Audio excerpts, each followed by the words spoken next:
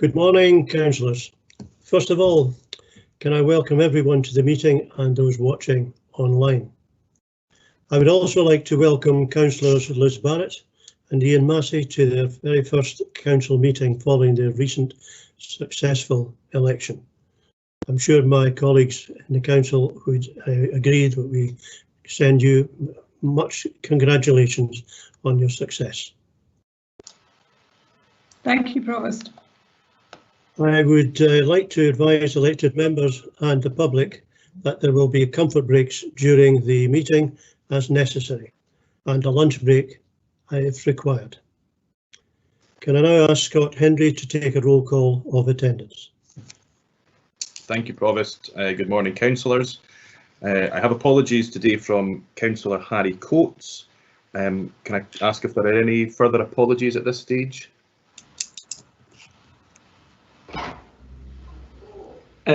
Scott is Grantling here. I think there'll be apologies from Councillor Anderson. Thank you. Okay, members, when I call out your name, can you indicate that you're present in the meeting? Councillor Ahern. Present. Councillor Bailey. Present. Councillor Baird. Present. Councillor Barnacle. Present. Councillor Liz Barrett. Present. Councillor Peter Barrett. Here. Councillor Braun. Present. Councillor Brock. Present. Councillor Audrey Coates. IT are trying to get her in at the moment. Okay, thank you. Councillor Donaldson. Present. Councillor Drysdale. Present.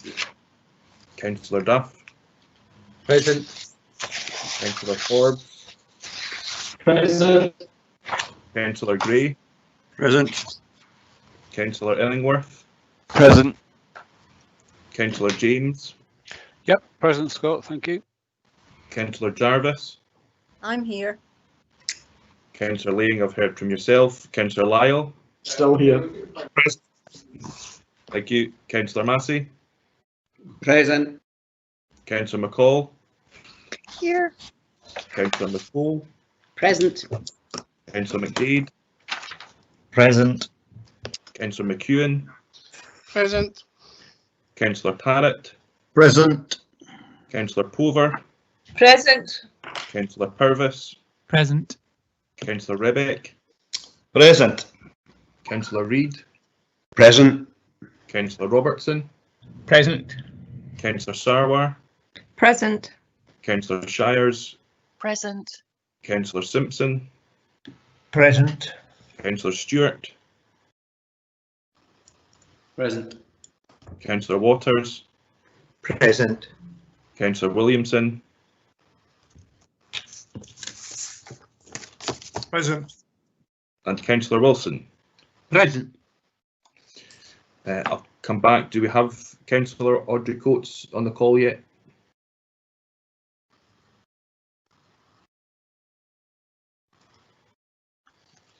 Possibly not at the moment, so we'll hopefully IT are helping Councillor Coates to join the meeting. Thank you, Provost. Thank you, Scott. Are there any declarations of interest, members?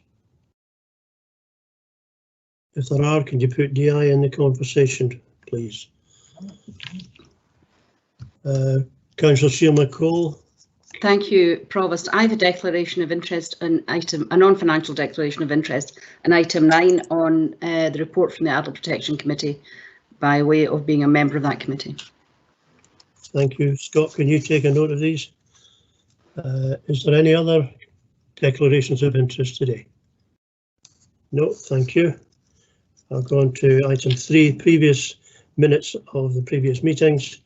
Can I ask members if we can approve the minutes of the special meeting of the 30th of September and the 7th of October? Approved. Agreed. Agreed. Thank you. Thank you. Councillor Purvis, you have a declaration of interest as well. Thank you, Provost. It's just in the Tayside Mental Health Strategy as a member of the Perth and Kinross Integration Joint Board. Thank you. Item 4, Council, can we agree to the position as set out on the agenda regarding Councillor Harsecoats? Agreed. Agreed. Agreed. Agreed. Agreed. Agreed. Thank you very much. Thank you. Item 5 is Treasury Activity and Compliance Report 2021 Quarter 2. Can I ask Stuart Mackenzie, Head of Finance, to introduce the report? Thank you, Boss, and good morning, councillors. This report advises Council of Treasury activity undertaking during the quarter ended 30th September 2020. Borrowing rates remained stable during the quarter, but in a welcome development, the Public Works Loans Board reduced rates across all borrowing periods by 1% on the 26th of November, reversing the increase applied in October last year. Although the Council has no immediate requirement to borrow in respect of the approved capital budget for the next 18 to 24 months, this development will reduce borrowing costs over the medium term. During the quarter, one maturing PWLB loan of £2.5 million was repaid, reducing the Council's total long-term debt to approximately £539 million at the end of September. The Council's total investment stood at £237 million at the end of the quarter, with total investment income of £819,000 generated on investment activity. Investment funds in both short and long-term investments did, however, reduce in line with prevailing market conditions. There were no breaches in compliance with Treasury and investment policy, and all prudential indicators remain within approved limits. Happy to take questions, Provost. Thank you. Members, any questions? No questions? Provost. Councillor I was Donaldson. worried about you there, Councillor Donaldson. I was very worried about you there. Unfortunately, I once again don't, as with policy and resources, I don't have the chat function on my screen, and hopefully this is something that can get sorted out for the future. I could ask Stuart Mackenzie is to come back to 2.6, which you started off with as regards the Public Works Loan Board. Just to ask, that is a move back to a position pre-October last year. Does that mean we're almost back to exactly where we were a year ago, just that we have to certify on projects? And can I ask on Appendix 5, which shows the graph that shows Appendix 5.1, the maturity rates or certainty rates at 30th September, that those figures effectively now it's 1% lower. So instead of 2.5% or just above, it will be 1.5%, and in shorter term funds it'll be now 0.75%. Councillor Dawson, thank you for your questions. So just to take the first point first, yes, absolutely, we are back to where we were in October. Obviously, the position changes day to day depending on the market, and because as you know, the rates are tied to yields on long-term gilts. But yes, that reverses the 1% increase you saw last October across all lending periods. And the second point is, Andy, we can bear with me for a second. I'm trying to flick through my notes to give you current figures for borrowing costs. My apologies, I don't have them to hand, but we're looking at something like 1.3% for 50-year money as of the middle of the week. Sorry, as of, my apologies, as of yesterday. In fact, 1.37% for 50-year money, 1.57% for 30-year money, slightly more expensive. And the cheapest PWLB loans are over short periods, as you'd imagine, so just over 1% for 10 years. What I would say to yourself and to other elected members is, because we have a portfolio of debt, all at different rates of interest, we tend to use the Consolidated Loans Fund figures when we quote the cost of borrowing for a particular capital project, but those, the Consolidated Loans Fund rate, well, that will come down as a result. It will come down over a period of time because we don't have no immediate requirement to borrow for the approved programme, but it will come down over a period of time based on the action taken by the Treasury. Thank you. Could I just follow up? Certainly. So effectively, Stuart, just to ask you, if we were to, for a new capital projects going forward, if that arises, on the interest rate element only, I'm just doing a quick calculation, your latest figures, the interest rate element only, we would now be paying on £1 million, we would be paying 13,700 pounds instead of 23,700 pounds. That's, it seems to me, I would be right in saying roughly is a reduction of about around 40% on the interest rate costs. I'd have to check those figures, Councillor Dawson, but it would certainly make a significant difference, yes. Yeah, thanks very much. I think it's very important.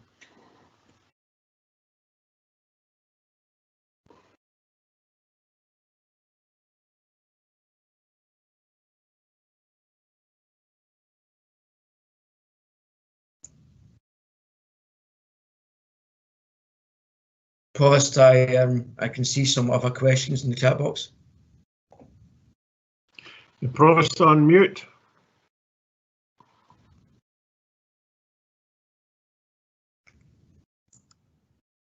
Can anybody hear me now? We can hear Yes. you, Provost. Right, Councillor Barrett, have you a question?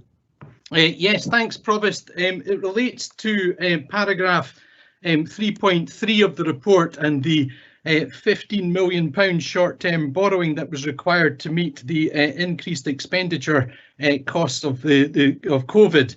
I wanted to ask what proportion of those 15 million is monies outstanding from the Scottish Government, and what proportion of that 15 million is money covered by the Scottish Government?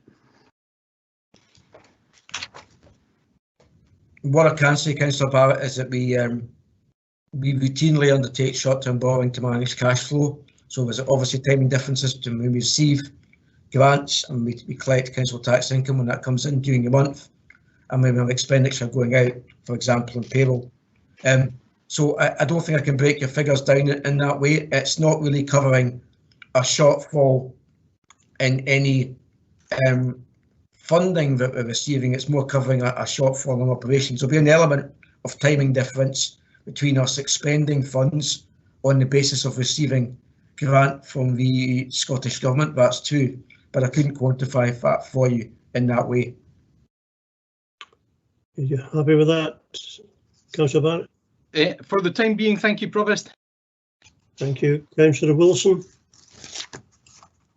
Thanks, Provost, and thanks, Mr. Mackenzie, for your report and presentation. I'm still on 2.6, just a follow-up to the point that Councillor Stuart Donaldson was asking about. Do we know at this stage, Mr. Mackenzie, when any benefit might flow through as far as the revenue or capital budgets would be concerned in regard to the 1% reduction? Thank you, Councillor Wilson, for your question. Members will recall that we undertook significant borrowing based on the approved capital programme last year. So we have effectively over £200 million on temporary investments, and that's why my advice to Council, and it's reflected in the approved Treasury strategy in October, was that we don't require to borrow immediately from PWLB to finance the existing programme. If we sought to enhance the existing programme, we'd see benefit. But perhaps to draw on my response to Councillor Donaldson earlier, what happens effectively over time is because the borrowing costs go down, our overall borrowing costs go down. And the other thing I would add, Councillor Wilson, is that based on the approved capital programme, we still have a lot of borrowing to undertake. So we will definitely see the benefits of this reduction rate when we move back into the market to undertake that borrowing. Thank you. Okay, thank you. Councillor Williamson. Thank you, Provost. My question is about on page 35 about the banks. I noticed that all the UK banks don't have AAA credit rating. Post the 1st of January, are we anticipating that those credit ratings may go down and we may have to review how we invest in UK banks? Thank you for your question, Councillor Williamson. I'd be speculating if I gave you an answer to that. What I can assure you is that we get a regular update through our Treasury advisors, and if there's any change in the status of a rating of a particular financial institution we use as a counterparty, we'd immediately act on that. It wouldn't necessarily stop us lending depending on what the change was, but we'd be aware of it. Could I come back in, Provost? Yes. Could I therefore reword my question so that you don't have to speculate? If the UK banks were to lose some of their credit rating again, how would that affect our potentially affect our investments? Most of our, thank you, Councillor Williamson, most of our investments at the moment, as elected members will see, are with other local authorities.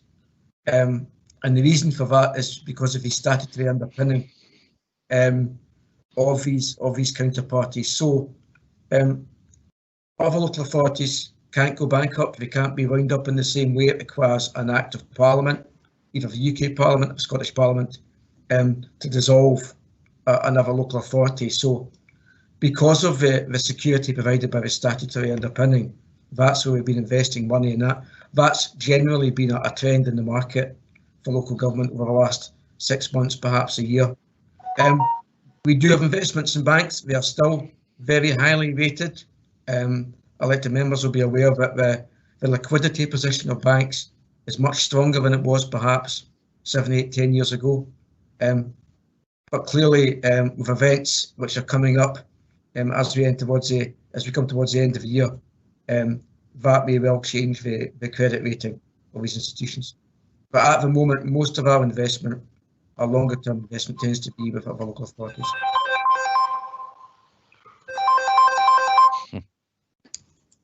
Okay. Can I ask members if they have have their mobile, can they switch it to silent mode, please? That'd be very helpful. Councillor Duff.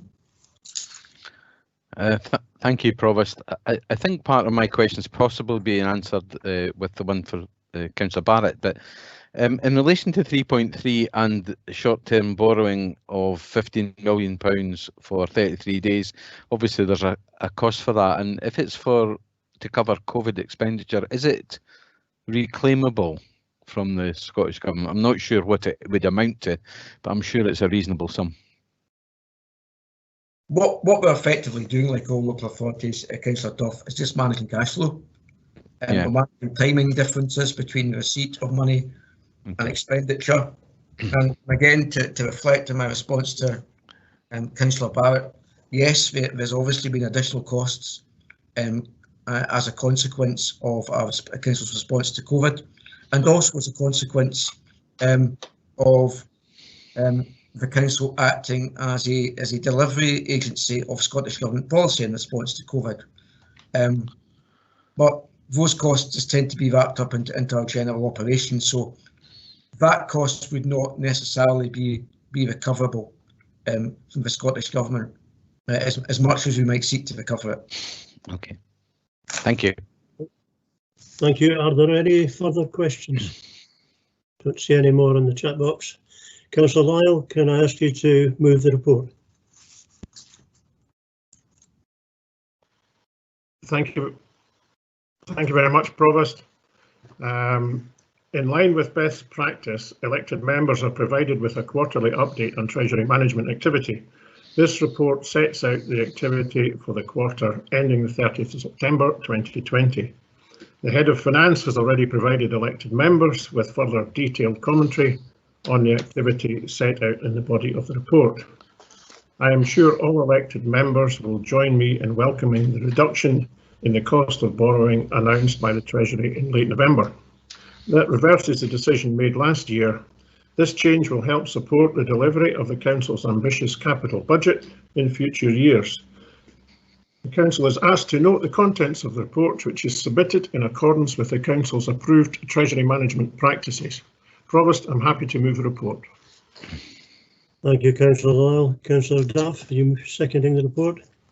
Thank you, Provost. Yes, this report once more highlights the high levels of competence and financial expertise that this council is blessed with. I welcome this update on Treasury activity and thank Mr Jennings, our Senior Accountant, and our Head of Finance, Mr Mackenzie, for their full report. Happy to second. Thank you, Councillor Duff. Members, do you have any comments on the report? Don't see any coming up. Provost. Councillor Yes. Donaldson. Councillor Donaldson.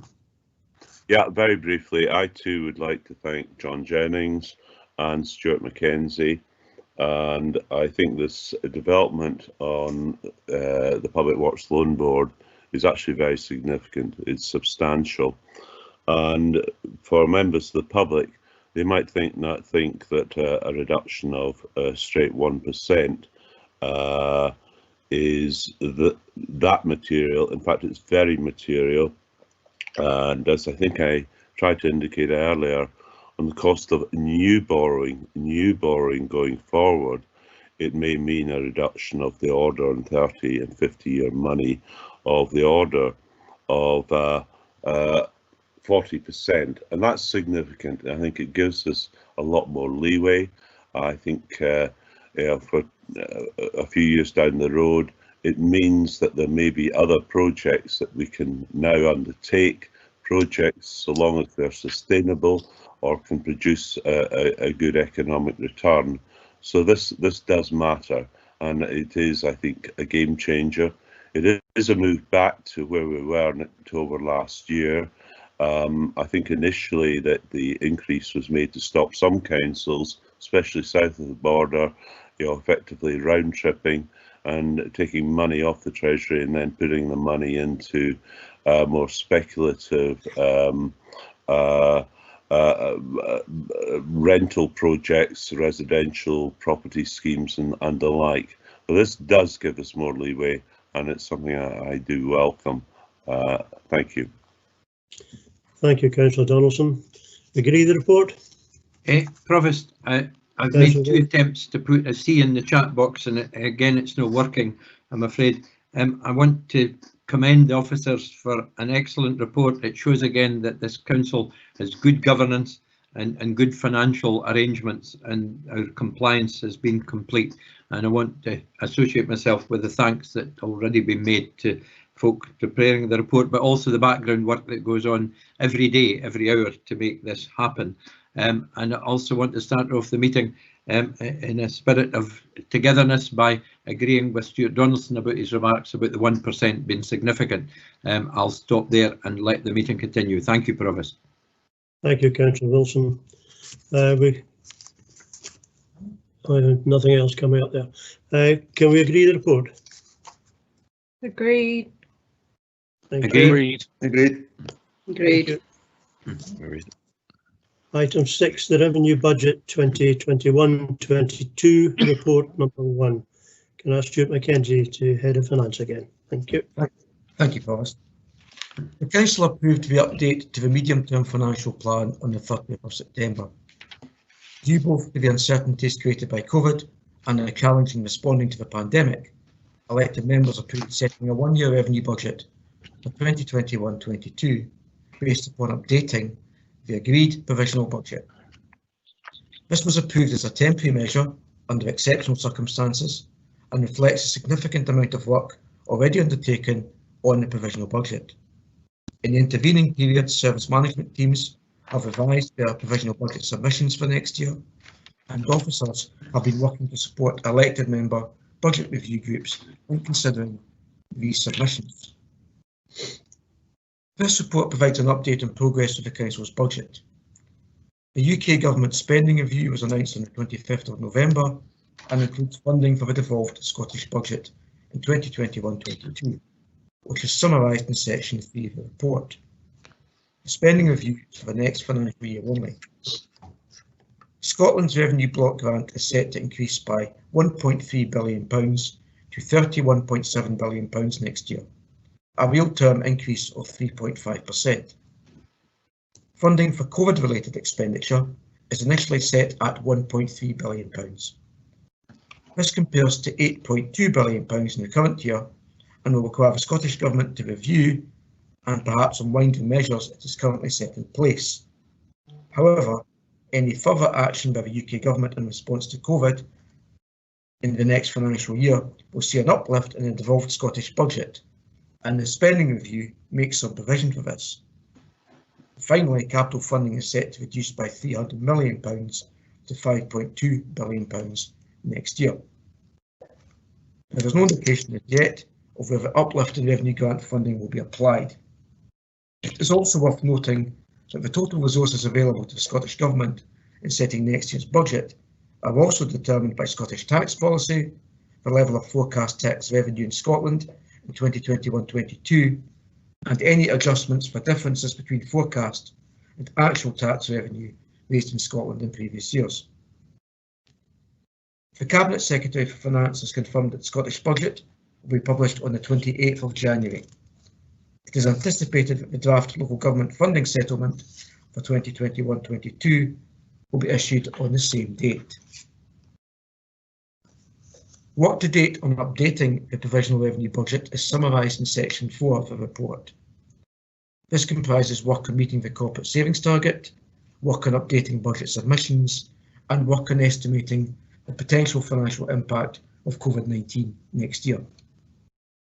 The budget review process is ongoing, but the impact of any additional movement in costs is currently limited to a net £120,000, as pressures have been adjusted to reflect lower inflation assumptions where these can reliably be estimated.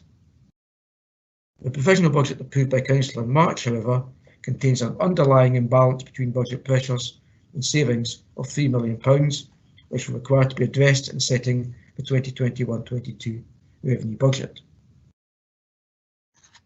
In September, Council approved proceeding to financial close on the Perth City Hall project with a revised budget of £26.5 million, requiring a funding solution of £3.3 million to be identified to meet the revised budget. As highlighted in section 5 of the report, progress of the City Hall project has now reached a stage where, subject to approval of the required funding solution, the Head of Legal and Governance Services can issue a letter of intent to the main contractor. The letter of intent will allow the main contractor to enter into contracts with subcontractors for specialist services, and is considered the best means of securing price certainty for the overall project in advance of signing a project agreement in the new year. It is therefore proposed to fund the £3.3 million required for Perth City Hall by using slippage on capital programmes in the current financial year as set out within the report. I would note that the recommendations are in line with current forecast expenditure and are for the current year only. The funding requirements for programmes of capital works in future years will be considered as part of the interim investment blueprint. Happy to take questions, Boris. Thank you, Stuart. Are there any questions of the report? Councillor Bailey. Councillor Bailey, please. Thank you, Provost. My question is about item 5.7 on page 46 of the report. The question is the 5.6 million transfer from the roads asset management budget also being taken from unspent money in the current financial year, or is that from the 2021-22 provisional capital budget? Thank you. Thank you, Councillor Bailey, for your question. The proposed adjustments are all reflecting underspends in the current financial year, and they are for the current financial year only. I appreciate there's other colleagues on the call who may wish to comment further, but in general terms, what we're doing is using capital slippage in the current financial year because of the challenges in delivery, obviously with COVID-19, to create the capacity to finance Perth City Hall. Thank you. Thank you, Councillor Bailey. Councillor Forbes, please. Thank you, Provost. My question is relating to the City Hall, and I see the rider that says that we things like COVID may come along and use up extra cash. That's all fine, but I wonder if by committing to this at this stage and issuing that letter that's identified, does that buy us out of problems such as construction inflation and any other costs that we would expect to get but may not know exactly what they are? Sure. Provost, it's Fiona Robertson here. Apologies, my camera function isn't working. Stephen Crawford is also in the meeting and may want to comment first on that. Okay. Yes. Yes, Councillor Forbes. The answer is the financial close is projected to be on budget, as we've said in the report, to get to final signature in January, February. At the moment, the contract, we don't have any, there's no allowance in the contract for COVID costs after financial close, but it's an assumption that any COVID costs up to financial close are accommodated. Can I follow up on that, please, Provost? Certainly. Thanks for that, Stephen. So something like construction inflation, which we know exists, but we probably can't actually identify what it's going to be. Are we buying ourselves out of that risk, or are we still likely to get that risk?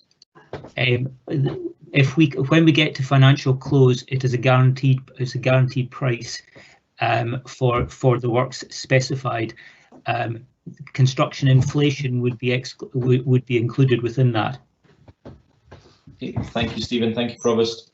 Okay, thank you. Councillor Barrett, please. Thank you, Provost.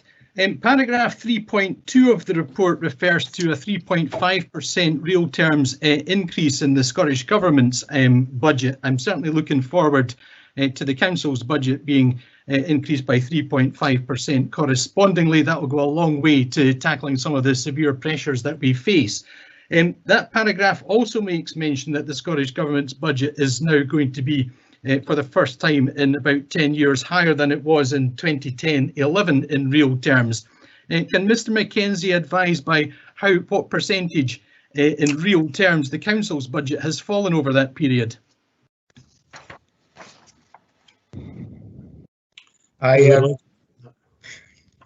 Thank you, Councillor Barrett. I don't have that figure to hand. I am quite happy to provide an estimate for elected members of that figure. The two things will not be comparable, I think, is the point you're making. I would imagine that in real terms it's certainly been the case that in real terms our budget will have, our budget funding, not our budget, will have reduced more significantly. But I don't have that figure to hand, but I'm happy to provide an estimate of that figure. Thanks very much, and it was our budget funding I was referring to, our core budget funding. Okay. Thank you. Can I now call on Councillor Stewart, please? Thanks, Provost. It's returning to 5.7 in the report on the ways of making up the 3.3 million gap on the City Hall. I'm wondering what particular projects in the roads asset management and the Perth and Kinross placemaking budget have slipped, and also what percentage of the overall roads asset management structural maintenance budget does £2.6 million the yearly budget what percentage does the £2.6 million represent of the total? Who's taking that? You taking that, Stuart? It will be Fraser Crofts, Provost. Fraser Croft. Thank you. Thanks for the question, Councillor Stewart. Second first, the overall percentage is just under 3% of the total structural maintenance budget. Over the current 9-year programme, we have nearly £90 million in total. Regarding the programme of works, the Roads Maintenance Partnership lay out a programme covering the whole 9 years where possible, with priority schemes carried out in each of those years. So anything that's been delayed this year will simply carry forward by way of works programming to next year. Thank you for that. Sorry, just a follow-up. Sorry, the £2.6 million is 3% of the roughly £90 million budget over 9 years. So therefore, it's about 26% of this year's allocation. Is that right? So in terms of the current year programme, yes, it's 2.6 million over a roughly £10 million programme for the current year. Okay, so it's about a quarter of the whole budget that's slipped. Okay, thank you. Okay, thank you. Councillor Lang, please. It was a comment, Provost, just when appropriate, rather than a question. Okay, So thank you. Thanks. Are there any other? Councillor Williamson, I see you've got your name up. Councillor Williamson. Yeah, thank you very much, Provost. My question is around about, once again, just slightly touching on the Brexit topic, but also more widely about if you look at the economy of Perth and Kinross and the number of youngsters who are struggling to get onto the housing market and potentially may end up leaving Perth and Kinross to go and find employment elsewhere. The wider impact of that may be that businesses may move elsewhere, and I was just wondering, that would create a decline in the revenue that Perth and Kinross brought in, and I was just wondering if people have actually modelled that into our budgets going forward about how our revenues will decline going forward. Okay.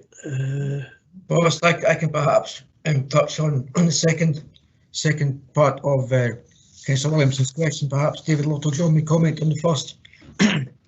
But in terms of our revenue position, where we are at the moment is effectively our Scottish grant funding and our Scottish Government grant funding and our non-domestic rates income form part of a guaranteed funding package. So any movement in non-domestic rates income collected is adjusted for through grant within reason. However, the challenge for non-domestic rates income going forward and the pressures on business, which will be self-evident to elected members, are causing some concern. So what we're doing at the moment is providing the Scottish Government with monthly returns on our non-domestic rates collection because of that underlying concern. Okay, thank you. The Chief Executive would like to respond. Thank you, Provost. Good morning, councillors. Councillor Williamson, you raise a very important point in terms of our population, both today and into the future. But the economic wellbeing plan will address the very issue that you're raising concerns about, and that is the employment prospects of those aged 18 to 24, and also the housing availability in terms of the future of social housing and housing across the Perth and Kinross area. But you're quite right to raise those points, but they will be addressed in the economic wellbeing plan. Thank you, Provost. Thank you. As there are no more questions, can I ask Councillor Lyle to move the report? Thank you. Possibly Councillor Donaldson. I have maybe I'll answer the question. We've moved on a bit, but Councillor Donaldson, can you be a bit quicker, perhaps? Okay, I'd like you to carry on. Well, as I said, I don't have access to the chat function, so. You say that. Sorry about that. Right, it's just to ask Stuart Mackenzie again. This did come up at Policy and Resources, but it's on the funding gap. We've got a figure here, 2.4 million. Just to ask Stuart to confirm, our range is still, I believe, of the order of 0.4 million to 4.6 million. There are the mitigation measures put in place by the Scottish Government on education, on security, but on the loss of income scheme, can you provide us with any update, further update, because the figure there is of the order of 90 million, I believe, which we should get in, am I right in saying, before the end of the financial year? Thank you, Councillor Dawson. Yes, I can provide an update on the loss of income scheme. So, as members will recall, there's 90 million pounds being made available through consequential on the government scheme in England. That covers the entirety of resources available to the Scottish Government at the moment.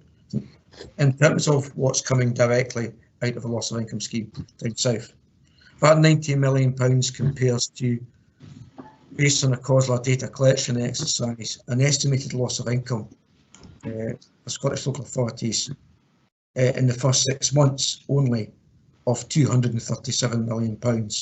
So there's quite a difference between the resourcing available and the actual shortfall being projected and experienced by the government across the piece. However, the data collection exercise for the first 2 quarters is going to be used to allocate the £90 million between councils in Scotland. There'll be a redetermination, so we will receive the money as an adjustment later in the financial year, but we will receive a proportionate share of the £90 million before the end of the financial year. Thank you.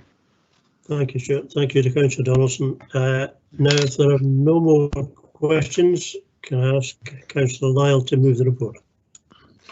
Thank you, Provost. Provost, this report provides elected members with an update on the latest developments impacting our revenue budget.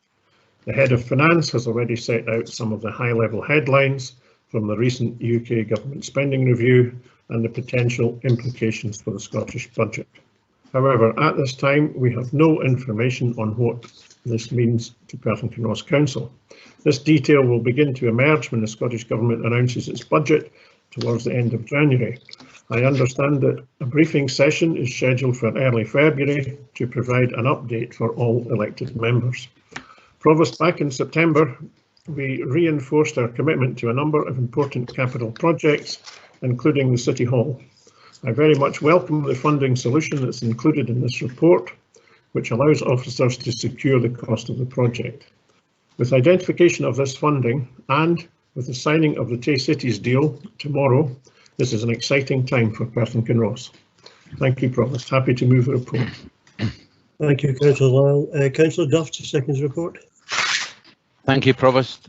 Yes, I'm sure members will welcome the outcome of the UK Government spending review, which has indicated a £1.3 billion increase in the Scottish Block Grant, a real terms increase of 3.5% per year between last year and next. We very much hope that this will be reflected in the Scottish Government's budget allocation to local authorities at the end of January. As the leader has intimated, Tay Cities deal will be signed tomorrow, and I'd like to place on record our thanks to Councillor Lyle for his tireless efforts to deliver the best deal possible for Perth and Kinross and for his influence in securing a 10-year deal from the UK Government. Provost, I'm happy to second the report. Thank you, Councillor Duff. We'll move now to comments. I have Councillor Lane first, please. Thanks very much, Provost. It's on the finally getting round to sign the Tay Cities deal, which has been a long time coming, and I'm glad that all groups, Councillor Lyle and others who have worked behind the scenes to get this brought forward and signed in a 10-year deal. It was definitely not a one-man effort, as Councillor Duff portrayed it. I'm sure there was a lot of work by officers and other politicians of all political hues to get to that situation, and working together across the chamber, etc. We've achieved that. So I'd like to thank everybody who was involved in getting it signed in 10 years, and the money will be coming to Perth and Kinross. It's really good to have some positive news about Perth City Hall. That the funding's over 10 years and the money will come in, and also if you add that into the positive vibes in the press, etc., that the stone may return to Perth and be a focal point. It is a positive situation. Hopefully we will get the full details and we will have the stone and knowledge it's coming before the end of the year. So I look forward to some great news for Perth on that front. Thank you. Thank you, Councillor Lane. Councillor Wilson. Thank you, Provost, and I welcome the report very much. I'm glad to see that we can move towards financial close, and it's absolutely crucial that we get on with this. This building is laying empty for far too long, and getting it to go ahead on the basis of the current plans, I find that really exciting. I think that will be good for Perth City. It'll be very good for Perth and Kinross generally for tourism, and attract people into our city centre, which is absolutely essential in the future. I would like to add my congratulations to the council leader, Councillor Lyle, and associate myself with the comments that John Duff has made. Of course, Murray Lyle has led this and others have contributed, but his leadership has been extremely helpful in making the city deal go ahead and get the 10-year deal as we all wanted. I think all we need to do is follow up on to get the Stone of Scone back home, bring home the stone, and I hope that'll happen soon. And if Councillor Grant Ling, who I'm certain of his sincerity in wanting to see the stone coming back, can push getting that stone here through his good offices, as much as he claims he's helped with the city deal money, then absolutely fine. Let's work on that and let's get a result before Christmas. I think getting the Stone of Scone back to Perth and Kinross would be the best Christmas present we could have at this time in regard to future economic development. Thank you, Provost. Thank you, Councillor Wilson. Councillor Barrett, please. That's Councillor Peter Barrett. Thanks, Provost. I'd like to echo the comments made by Councillor Wilson and Councillor Duff. I also appreciate that, along with Councillor Lang, there has been cross-party and unanimous support for the Tay Cities deal, and working in conjunction with the rest of the Tay Cities deal councils. Provost, I'm hoping that we can get the hat trick before Christmas.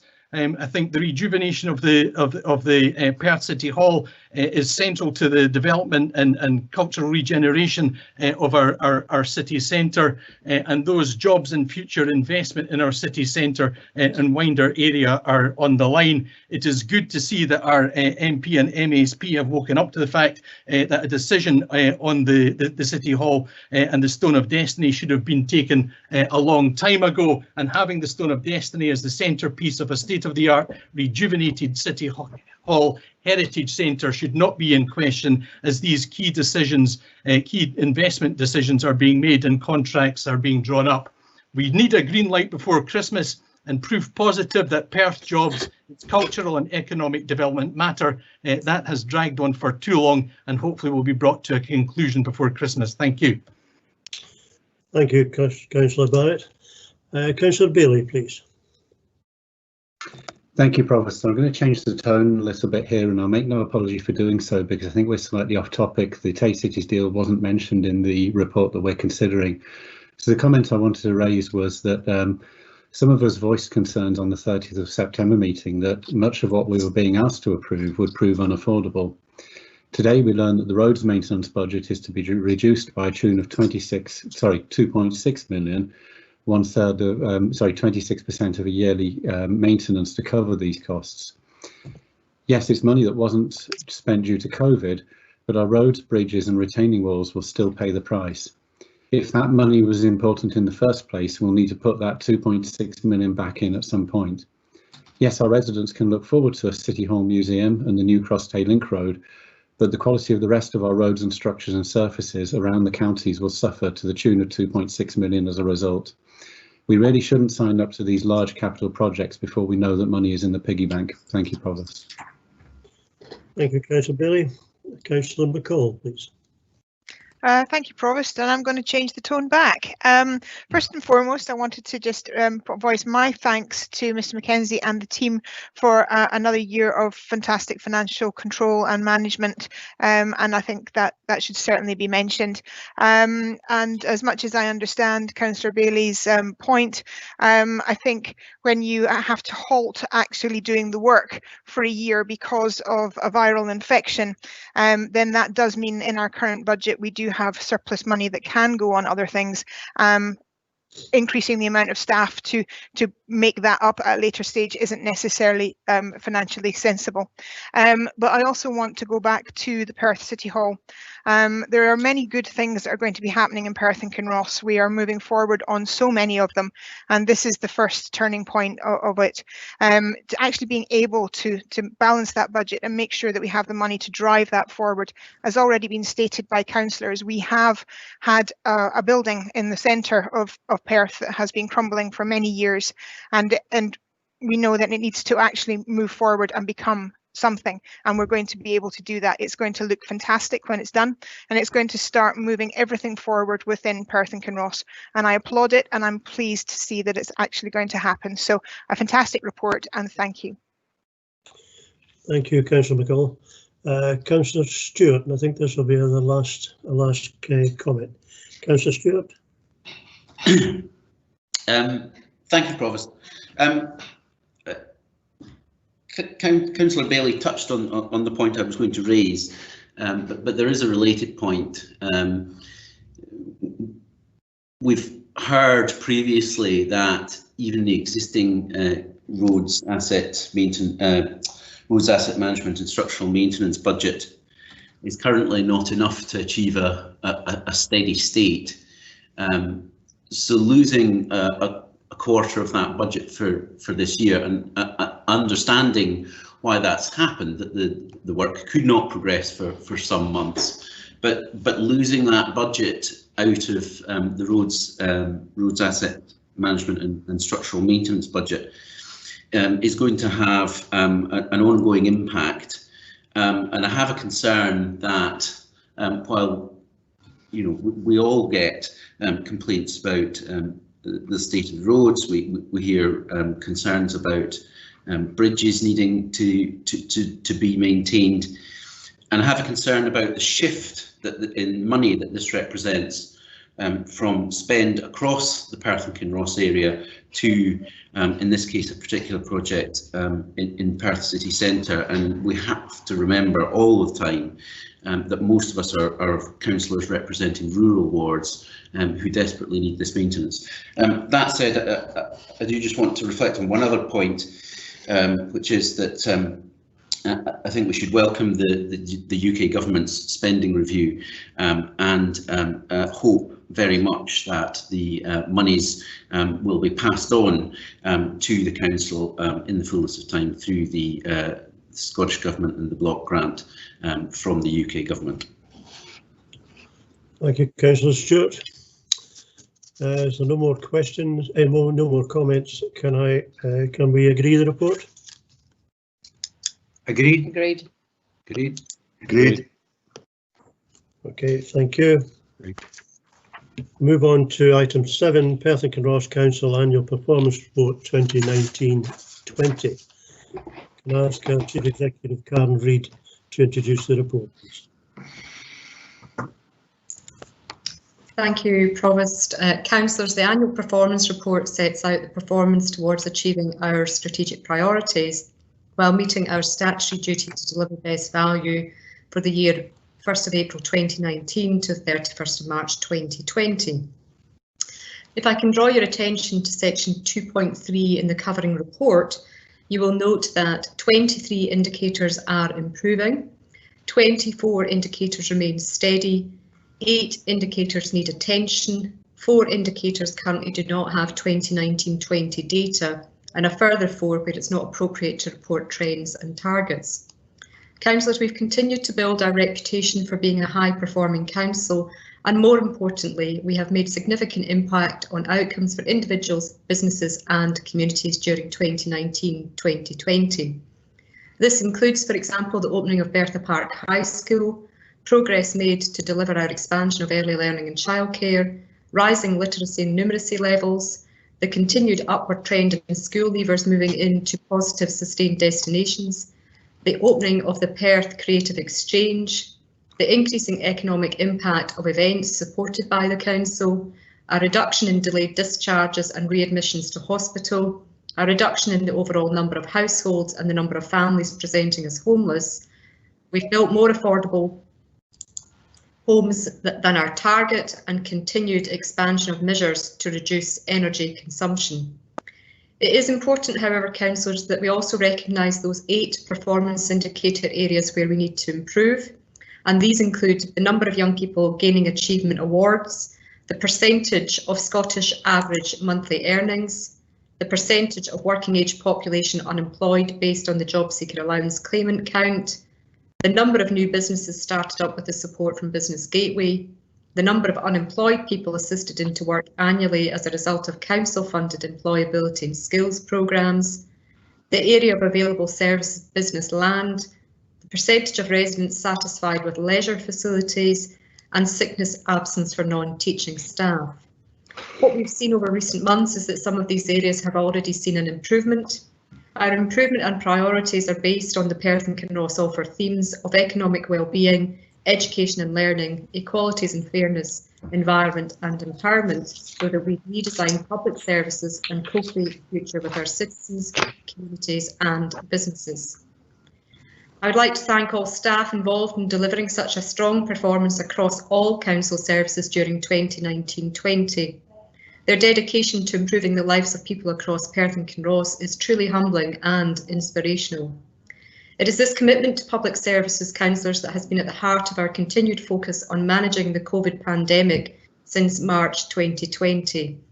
We've seen both an exemplary and indeed phenomenal contribution by our staff and partner bodies to keep people safe in our communities, supporting the business sector and continuing to deliver essential services. I cannot thank our staff enough for their fantastic efforts, going above and beyond, forfeiting time off and holidays, and working in many cases 7 days a week. And councillors, this continues to be the case. We all aspire to move into a time where we can focus our efforts and indeed our council resources on recovery from this dreadful virus. But sadly, councillors, that time is not here yet, and we remain very heavily focused on responding to the pandemic. We hope that the transmission of COVID slows soon. However, should this not be the case, we may well have to focus our resources in early 2021 in delivering essential services. In closing, councillors, I commend this report to you today for your approval and thank you for your continued work and support in your local communities. Provost, I appreciate that this report has been scrutinised by the Scrutiny Committee recently. However, officers and myself are happy to answer any questions. Thank you. Thank you, Karen. I think we all agree that your staff have done wonders. This is the last 10 months. It's been absolutely fantastic. Are there any questions? On this report? I see nothing coming up in the chat box at the moment. No questions? Okay, can I ask Councillor Lyle to move the report, please? Okay. Thank you very much, Provost. Sorry, Provost, I have a question. That's on the chat box. Oh. Sorry to interrupt. Councillor Braun, carry on. It's just appeared now. Sorry, there's just appearing now. Okay, Councillor Braun. Yep, thanks, Provost. It was just a question on the in the report. We talk about the work of Home First and the way in which we've reduced homeless presentations by 19%. And I was just going to ask, does that put us in a good position, bearing in mind the potential economic fallout that's to come and the end of the moratorium in evictions? Does that put us in a good position to deal with whatever comes towards us in the new year? With regard to homeless presentations. Reply to that. Claire Miller will respond, Provost.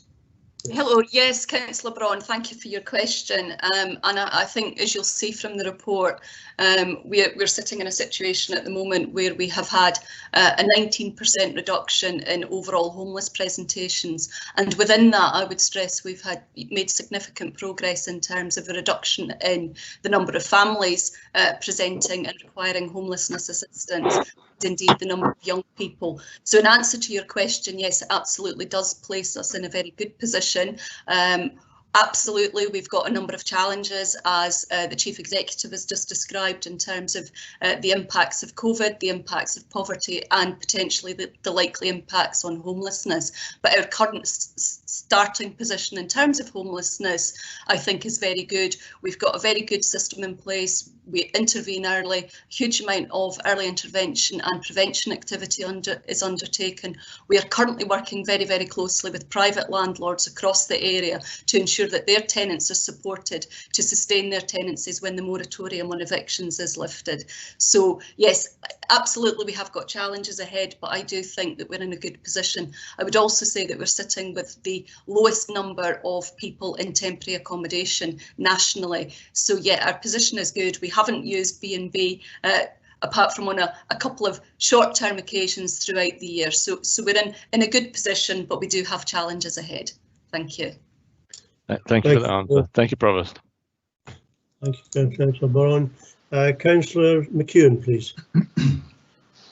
Thank you very much, Provost. My question is actually on the exact same topic as Councillor Braun, but with a slightly different angle on it, because I've noticed that going through the Scottish Parliament at the moment is the Domestic Abuse Protection Scotland Bill, which will actually look to give powers to the council and to the police when it comes to domestic abuse in both social housing and in the private sector. And I was just wondering, even at this early stage, what our officers thought the benefits of this will be for preventing homelessness and protecting young women, children and young people when domestic abuse is the issue for homelessness. Provost Claire Wheeler to respond, and Hazel Robertson may wish to add something if she's here. Thank you. Yes, thank you, Councillor McEwen, for your question.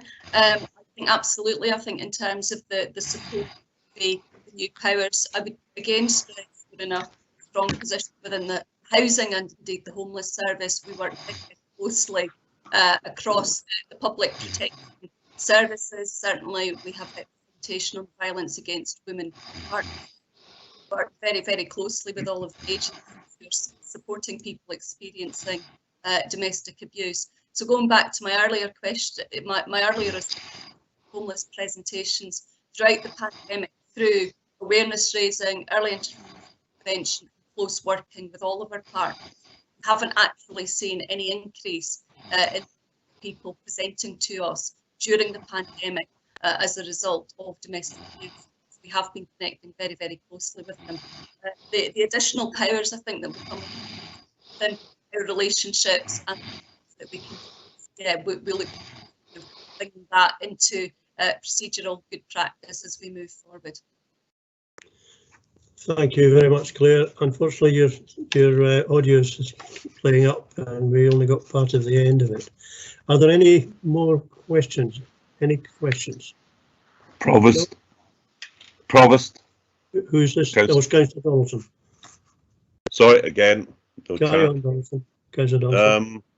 Could I ask, with regard to the performance report, one of the important elements in that are the key performance indicators, the KPIs. We have 63 of these, 55 are measured, and as we've heard earlier, the balance between improvement, steady and needing improvement. What I do want to ask is, are there any plans to increase the number of KPIs in relation to the climate change agenda? That's an area where we've probably not made as much progress as we would have liked to have over the last year for obvious reasons, but I can find only 2, at most 3 of the KPIs that relate specifically to climate change. I'd welcome any thoughts on that front.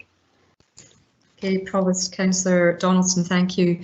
A number of the performance indicators, as you'll be aware, for every council are set through the local government benchmarking framework so that we can do a comparative across all 32 local authorities.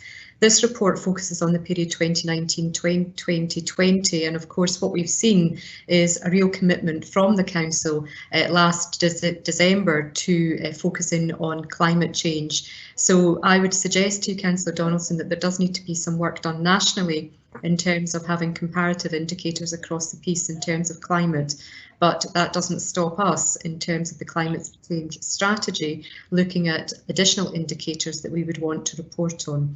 Of course, my word of caution would be that we should only be collecting data that we can actually use for a purposeful reason and to help us actually focus in on improvement. But I think you've got a valid point and we need to look at that, and we can do that in future. Thank you.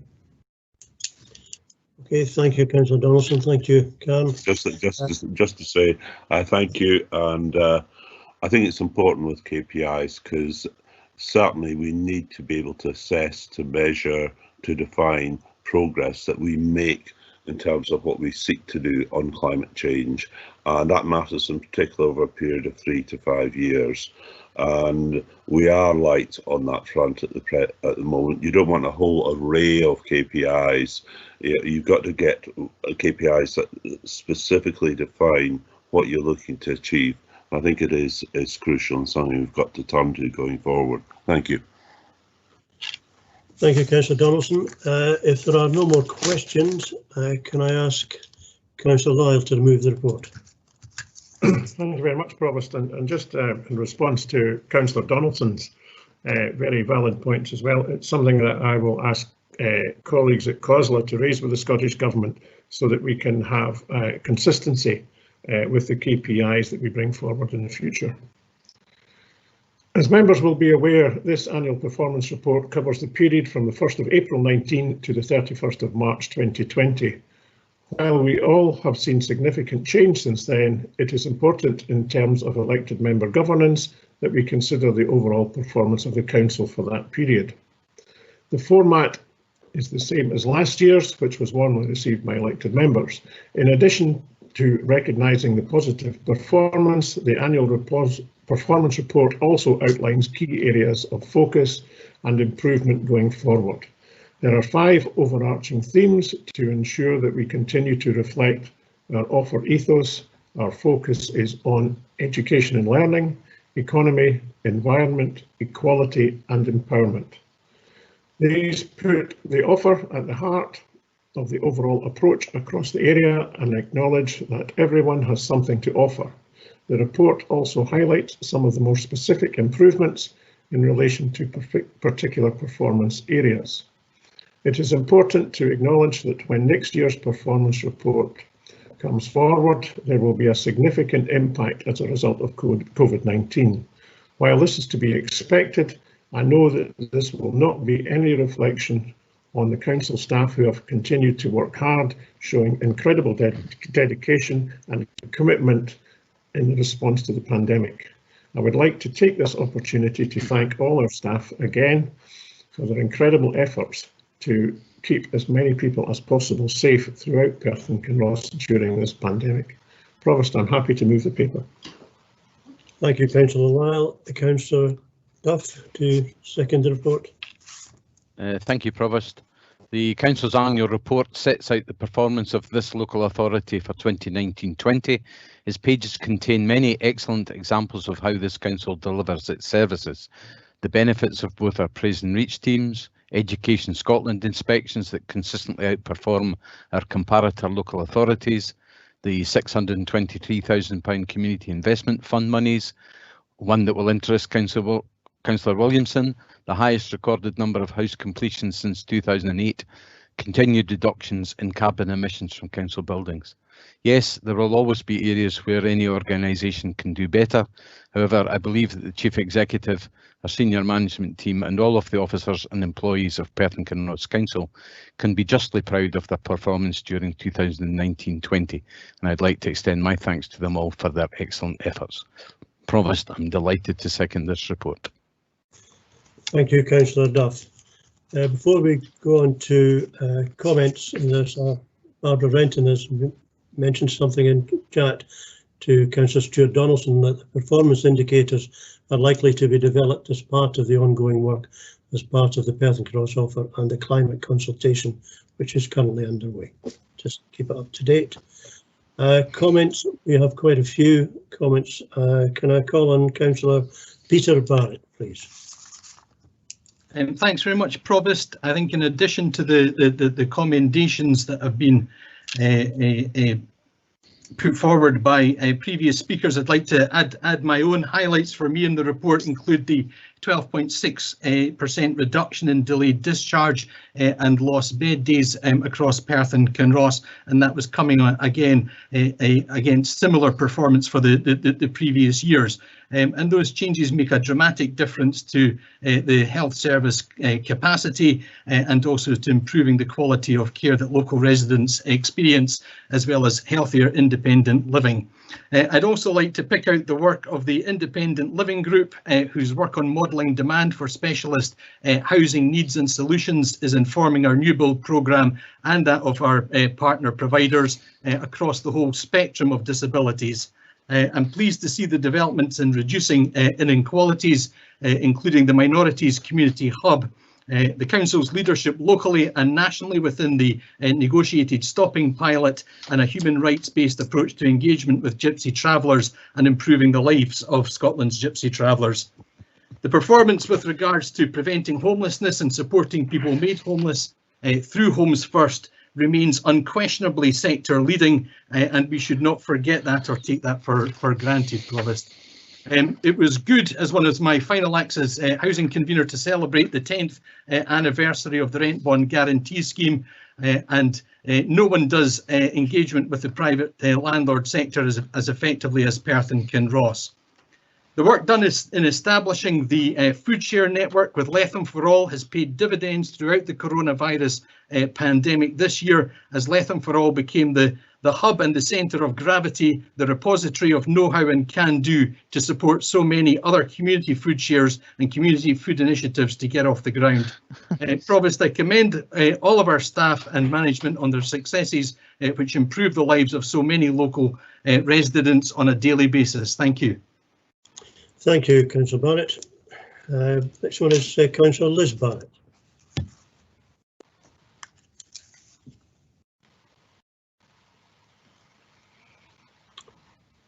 Councillor Barrett, are you unmuted? Sorry, getting the hang of this. I'd like to thank and congratulate the Chief Executive and her team on the many areas of excellent performance in the report, and also all the staff across the whole Council who've helped to achieve this. I also applaud the recognition of the areas that are needing more attention and improvement. As a very new councillor, this report gave me a very clear overview of our Council objectives and progress, and I would agree with Councillor Lyle's remarks about the layout. I found it very useful and very well presented, and I'd like to thank you all for that. Thank you very much, Councillor Barrett, and that's your maiden speech over. Can I call on Councillor Shire, please? Thank you, Provost. Echoing the comments made by others, but I'd just like to draw members' attention to, on page 61, the reference to the REACH team. I think by my calculations we're 3 years almost to the day that Council unanimously agreed to take forward the REACH project, and I think it's been a real example of where brave decisions about real transformational change within service can pay dividends, particularly for young people and their families across Perth and Kinross.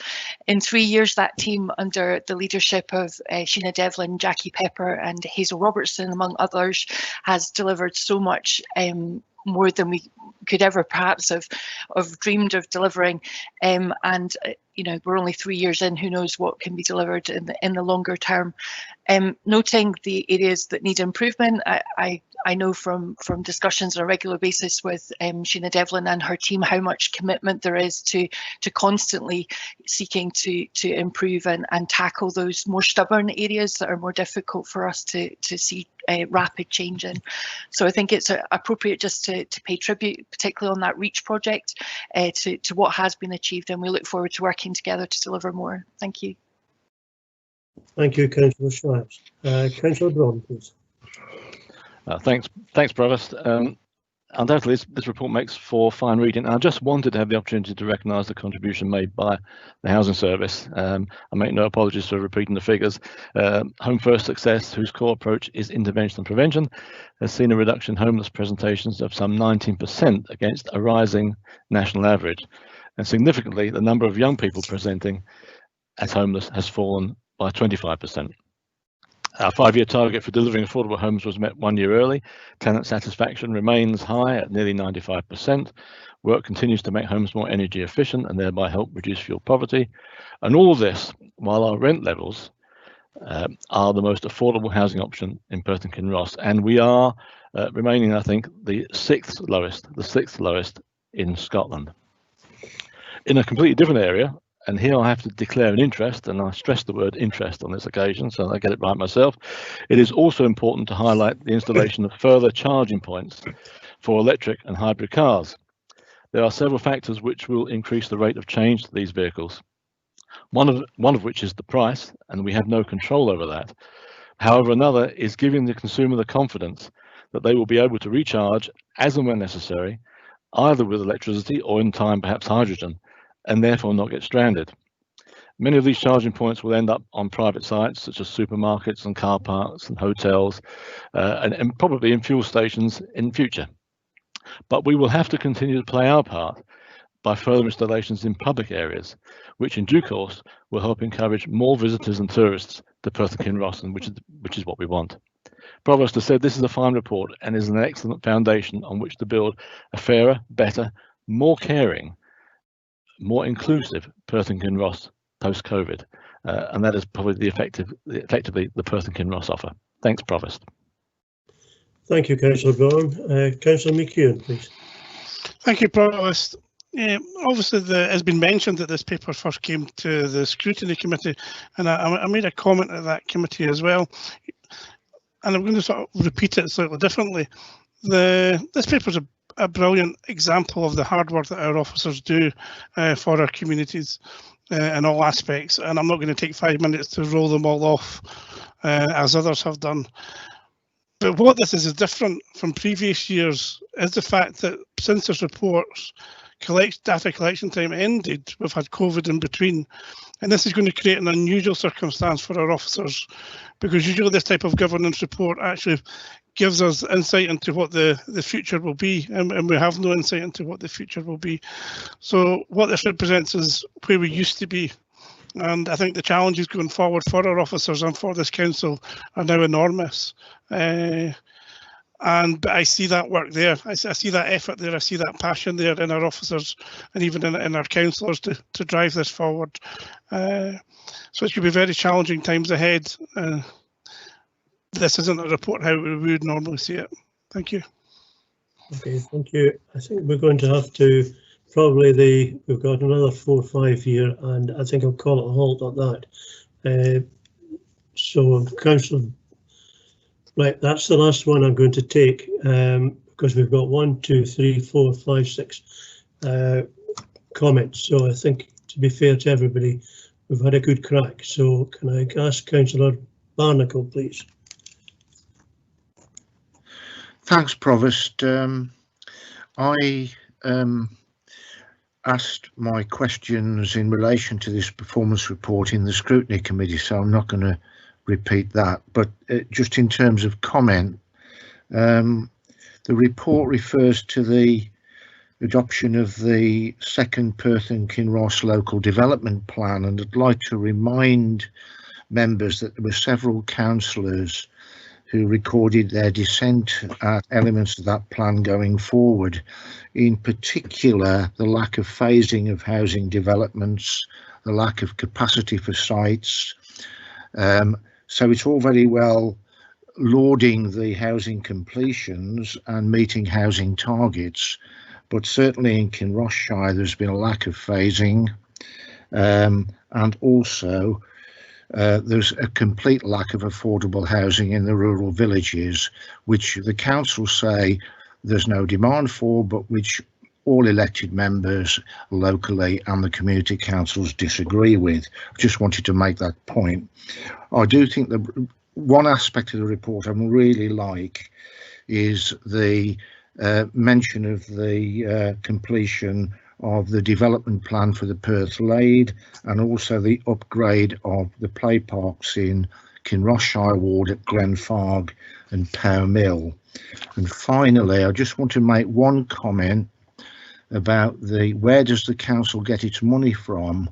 Well, as we see at the end, 70% of our budget is protected money from the Scottish Government, and I personally would like to see local authorities getting a lot more influence over aspects of this money so that they can improve aspects that refer to their own localities, and I would hope that the Scottish Government would think about that. Thank you. Thank you, Councillor Barnacle. Councillor Lane. Thanks very much, Provost. I will echo a lot of what Councillor McEwen said. I will not go through every individual piece of this report or even pick out bits. I just think the pertinent point was that the end date of this assessment of the performance was the 31st of March, and a lot has happened since then, so it will be an interesting report next year. I'm confident, though, that our staff will have performed as well in the next year as they did in the year in this report, although there will be a lot more difficult circumstances and a lot more difficult challenges, so it will be hard to actually compare next year's report with this year's report. This year's report is fantastic all the way through. We've got to remember that it's the staff at the front line that are delivering these services, right at the front line, and the good work they do is what is reflected by informs the public, but it feeds all the way up. And I think that the reason that we perform so well as a council is we've had extremely good leadership by our Chief Executive, Karen Reid, and that is going to be the biggest blow to the next annual performance report after the next one, if you want. The fact that we're losing such a competent, engaging Chief Executive with foresight to take Perth and Kinross forward.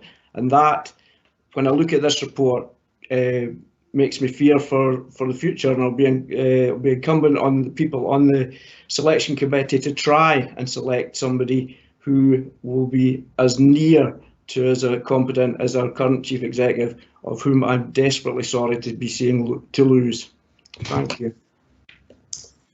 Thank you, Councillor Lane. Councillor Ribbick. Thanks, Provost. I will, if you'll indulge me just for a minute, pick out 3 or 4 very brief things from not only the report, but actually the opening comments by our Chief Executive, and I speak as education spokesperson here. The 4 things being the building of Bertha Park Secondary, the increasing success and positive destinations for our school leavers and our young people, the huge investment that Scottish Government has made in early years childcare expansion, which will be crucial to the education of our children going forward, and the continued closing of the attainment gap. Where does the credit lie for that? Well, of course, first of all, on a daily basis, it lies with our senior leadership in Perth and Kinross Council and ECS, our head teachers, our teachers, right the way down. I see the non-academic input that our catering staff, our lollipop men and ladies have, and our janitors have on our pupil cohort. It's all valuable, and I think we all work really hard for it in Perth and Kinross, and it's to be commended. But I also just want to briefly pay tribute to colleagues both in my group and in the other political groups on the Lifelong Learning Committee, not least the convener, Councillor Shires. We have our disagreements and we have robust discussion, but we have that because we all care about the young people of Perth and Kinross, and I think the way in which the civilised way in which we have these conversations does lead to good outcomes for the kids in Perth and Kinross, and I want to pay tribute both to my colleagues and colleagues across the chamber from other parties that sit in that committee. It is also incumbent upon me to credit Scottish Government, because as I do regularly, and I make no apologies for that, all 4 things that were mentioned in the report that were brought up by the Chief Executive has input from the Scottish Government, whether in terms of policy or money. And I just implore colleagues across the chamber here that when opposition politicians from beyond this chamber carp on about the failing schools agenda, as I've no doubt they will do between now and the holiday elections in May, I just implore colleagues here to remember, of course, that that's not true, and that we continue working together for the benefit of our people and our young adults in Perth and Kinross. Thanks, Provost. Thank you, Councillor Bevick. Now we have two more comments, and that's all. I'm going to suggest we have a 5-minute recess comfort break for you, just to draw breath, because we've had quite a long meeting. Councillor Gray, please. Thank you, Provost. You know, the backbone to this excellent report is the Perth and Kinross offer, and for this we must acknowledge that this initiative was an early introduction by our Chief Executive, Karen. I remember well in the chamber with many various groups discussing this, some with alarm and some with good input and forethought as towards what this could bring. Well, we've now seen what it can bring, and it's brought out an excellent report of all the community efforts that have been made, all the great effort that's been made by officers and members to make sure that our communities are well served. And that is really what the Perth offer is all about. And I hope that we're all going to make every effort to continue its success as a fitting legacy to Karen. Thank you. Thank you, Councillor Gray. And the last one is Councillor Forbes, please. Thanks, Provost. I just want to comment on a couple of things. And first of all, as has been said before, it's the look and feel and layout of this entire document. So over the last 3.5 years that I've been a member, I've noticed a move away from corporate, dull-looking reports towards stuff that's far more easier to read, and I'm grateful to the people who put this together for making it such an easy document to read and understand. So thank you to the people who worked behind the scenes on that. And I just want to pick out a couple of points from the document, if I may, very quickly, Provost. And I particularly, as a ward councillor for the Carsagowrie ward, welcome the investment into Invergowrie and Longforgan for the 2 brand new play parks that have been commissioned there in the last year. But I want to pick on a couple of services that don't often see the light of day, and one of them is the crematorium. It's had a fantastic report in this document, and I'd urge all members who haven't been to have a look around the crematorium, particularly our 2 new members. I would suggest that you might want to arrange to do that. I think you'll find it a very interesting experience to go and see what goes on behind the scenes, literally speaking, at the crematorium. And finally, Provost, I'm going to just mention, if I may, regulatory services. Another department that sits away in the background doing fantastic work. Now, I know the Couprangus outbreak of COVID came after this report was finished, but I want to take this opportunity just to thank them for the work they did, bringing that outbreak under control as quickly and efficiently as they did. So thanks to them for that. Thank you, Provost. Thank you, Councillor Forbes. Members, do we agree with the report, please? Agreed. Agreed. Agreed. Agreed. Agreed. Agreed. Good. Thank you, members. We'll have a 5-minute break back here at 11, or earlier if possible. Just a short break, just to draw breath. Thank you.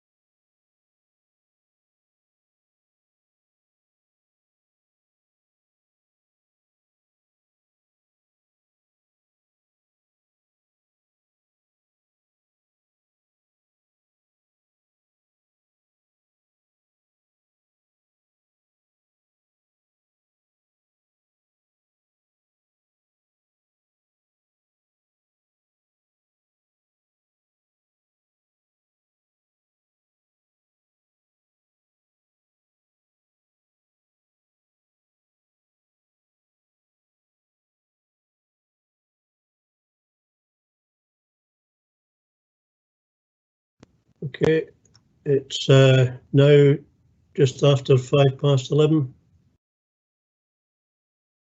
Can we get started?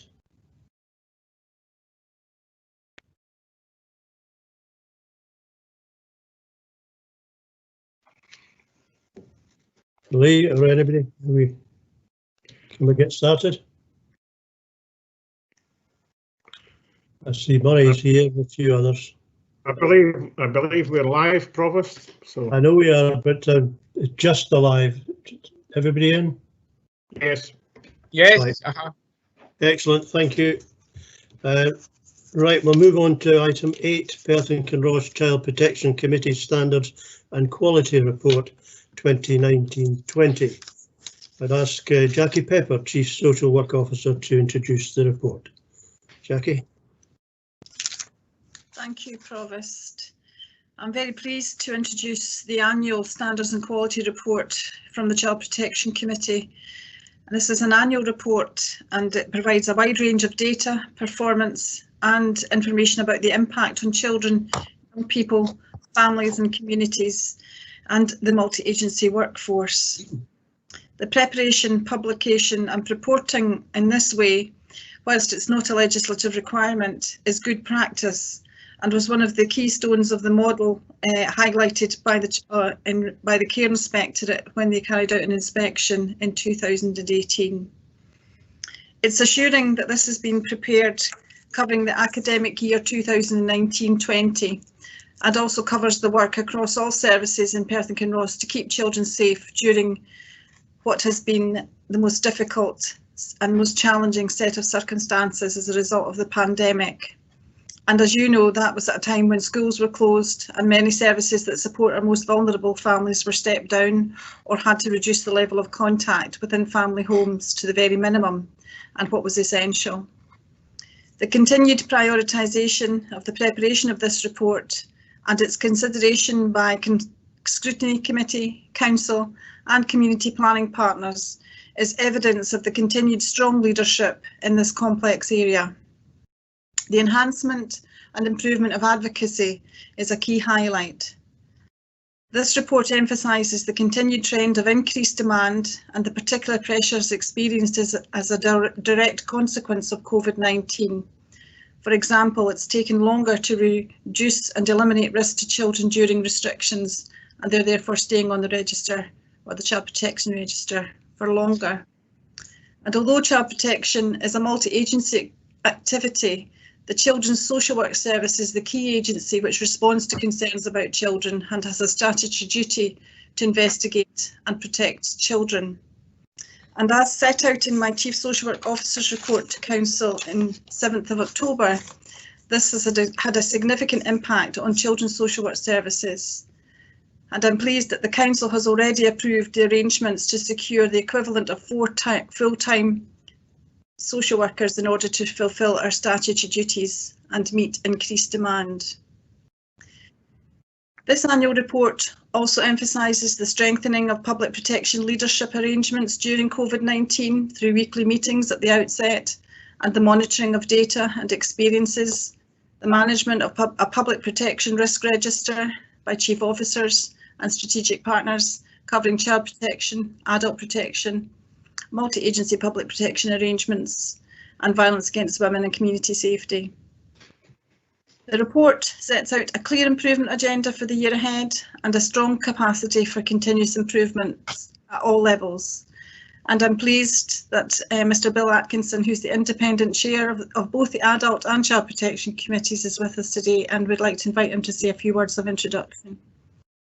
Bill. Thank you, Jackie, and thank you for the invitation to join you this morning, which I think, as Jackie said, is a demonstration of your leadership as a council in the importance that you give to this important area of safeguarding, protecting vulnerable people in Perth and Kinross, particularly in this instance, children and families. Without the COVID crisis, I would have been saying this has been a busy and challenging year again for the Child Protection Committee. But obviously COVID, as Jackie's already referred to, has challenged us in a way that we couldn't have anticipated or planned. However, the data suggests in the report that there's been an increase in activity across some of the key processes in child protection over the last 3 years against a relatively stable child population in that period.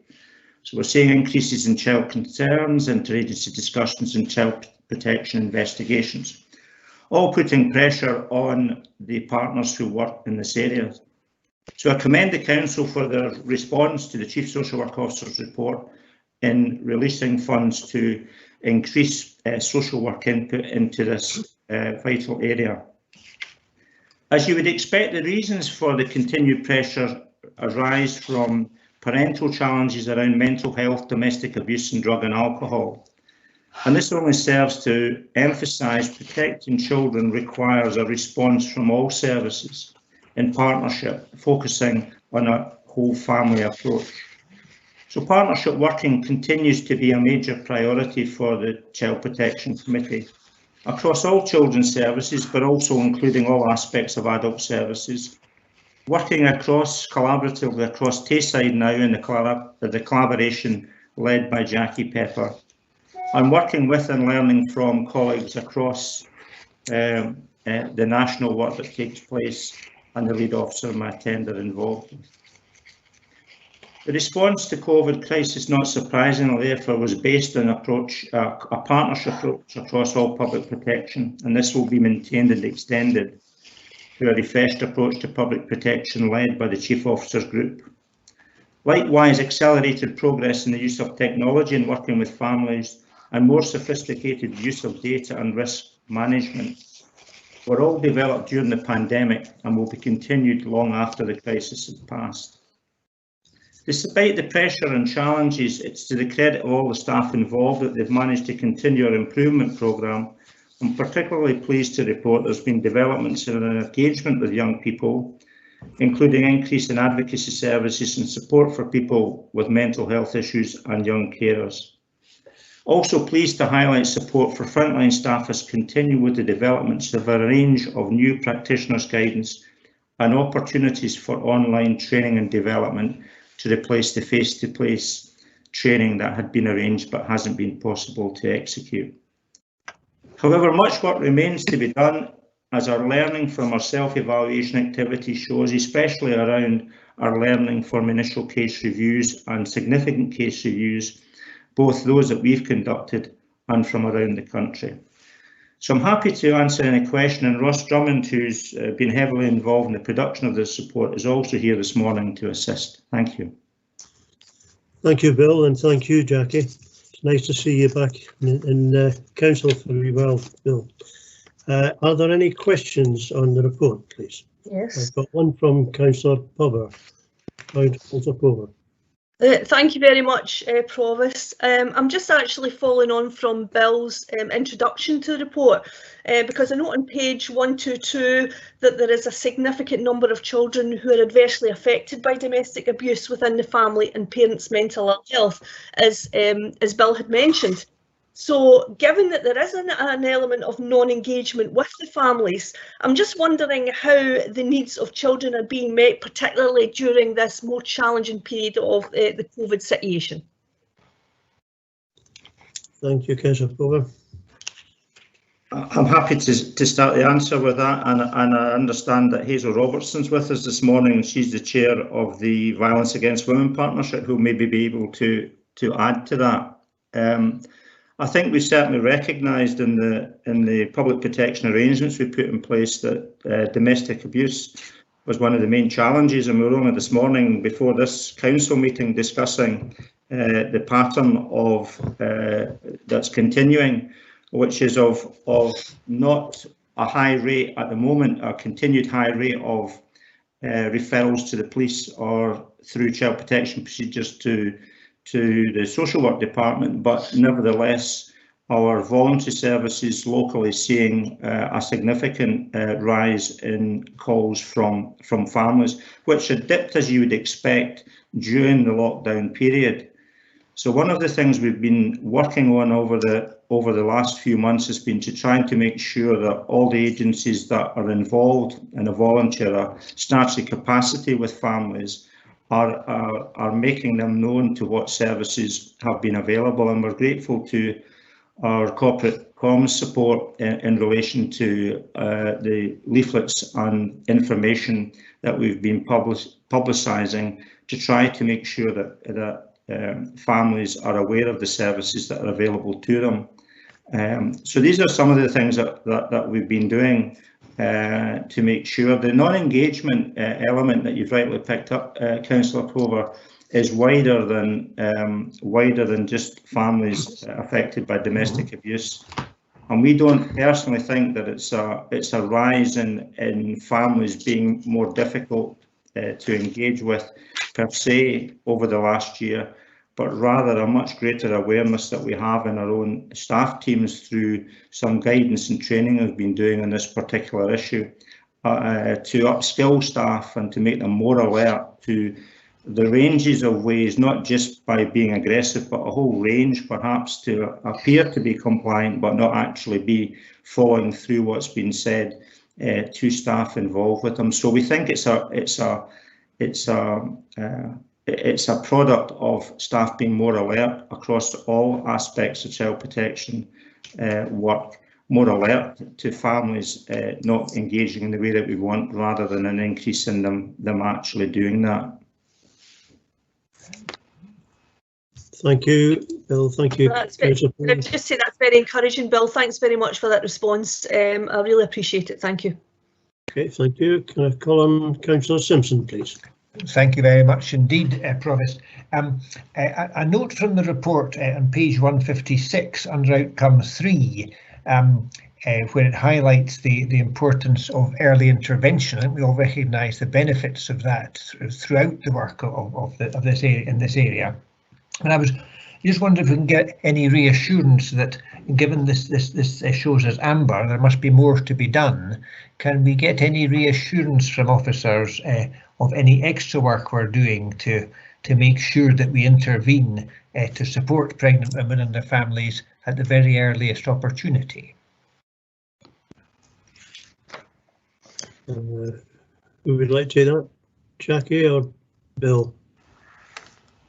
Thank you, Councillor Simpson. This is an area that was certainly Scrutiny Committee had asked some questions around, and we are exploring in line with policy development and recommendations that are arising from the promise, which is the recommendations of the Independent Care Review, and how we can focus much more on family support which is easily accessible in local communities and which is designed around families' needs and requirements and what they say will work for them.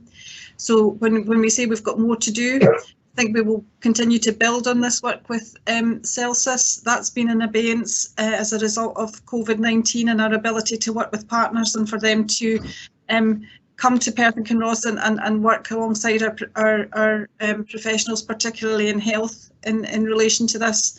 But it's certainly something that we will be picking up, and we will certainly be strengthening how we support families at the very earliest point to prevent their difficulties escalating to the point of requiring more statutory intervention. So that will be key to what we will be taking forward as priority as part of the Perth and Kinross offer and redesigning our services accordingly.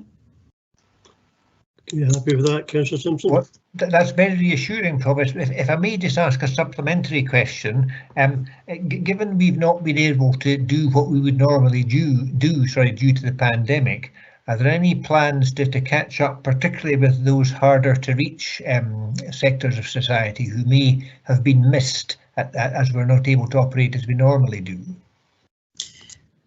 I think just to give you further reassurance, Councillor Simpson, that this is not about missing families, that throughout the pandemic we have mobilised staff in the front line to focus on those families that are most at risk and who are in the periphery of that. So from March right through to schools returning in August, there was very much an effort to ensure that we were engaging directly with those families, and we've been monitoring data around that. So, for example, all families or all children whose names were on the Child Protection Register were seen at least once or once every week or once every fortnight. So we knew that those children were being seen directly, and similarly for those families that were being most concerned about. So we've been monitoring that and directing our efforts towards that. So, but it's about how we engage with those families to design our support for them in ways that is best meets their needs, whether that's evenings, weekends, or doing that very differently. We've still to design that with them and take that forward, taking on board what they feel will work best for them. So that's the area of development. Yes, if I could just add to that, absolutely. The face-to-face, we're assured that those families that have required face-to-face support and monitoring have received that over the period.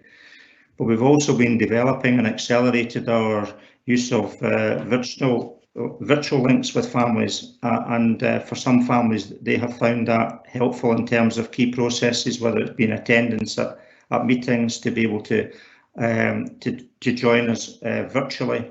And there's been huge developments in that area across the last few months, and we're grateful to our IT services for the work that they've done in that. And those will continue, and Hazel Robertson's producing a report at the moment for the Chief Officer Group, which will take forward the learning and the positive experience that's helped us over the last few months in that area, and which will continue to consolidate for the future. Okay, thank you. And next one would be Councillor Shires, please. You missed me, you jumped past. Oh, sorry, Councillor Jarvis, a big pardon. That's okay, Provost, I'll forgive you anything. It's a question about maybe contingency planning, I think. I just wondered, I mean, because of all the difficulties you've had in staying in touch with families that are under stress, there are so many reports about the effect that COVID and school absence have had on our young people. And I wondered if we were doing as well as other areas, worse or better. It's early days yet, you may not have any idea of figures, but I just wondered if somebody could comment on that. Which one of you would like to take that one? I'm happy to start. I think we've certainly, our experience has been that we've managed to increase the support. We've been aware from the start about the potential mental health challenges that young people in particular would face through COVID and not having the opportunities that they would normally have to meet and associate with their friends and acquaintances.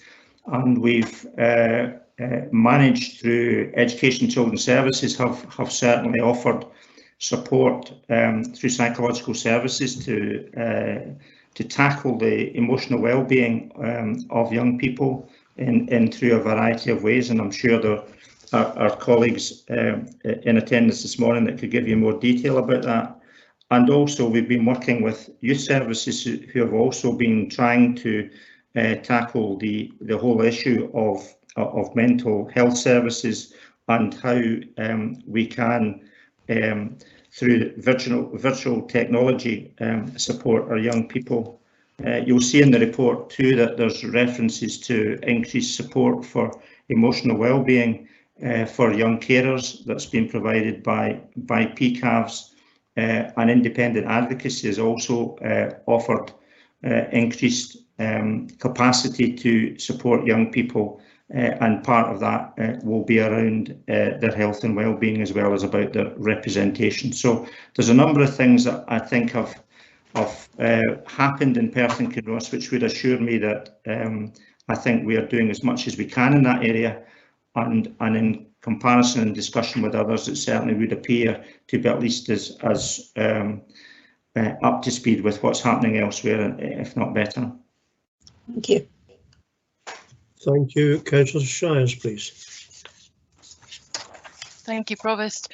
My question to Mr. Atkinson would be on page 122, and it talks about the areas of concern and the the issues around the trio of risk, and it's specifically in relation to parental drug misuse. We had some very frightening statistics in the national media over the last 24 hours that really put into context how significant this issue is for us as a nation. I know of the work that's done locally and across the collaborative to tackle these issues, and our frontline drug and alcohol teams do a frankly astonishing job in really difficult circumstances.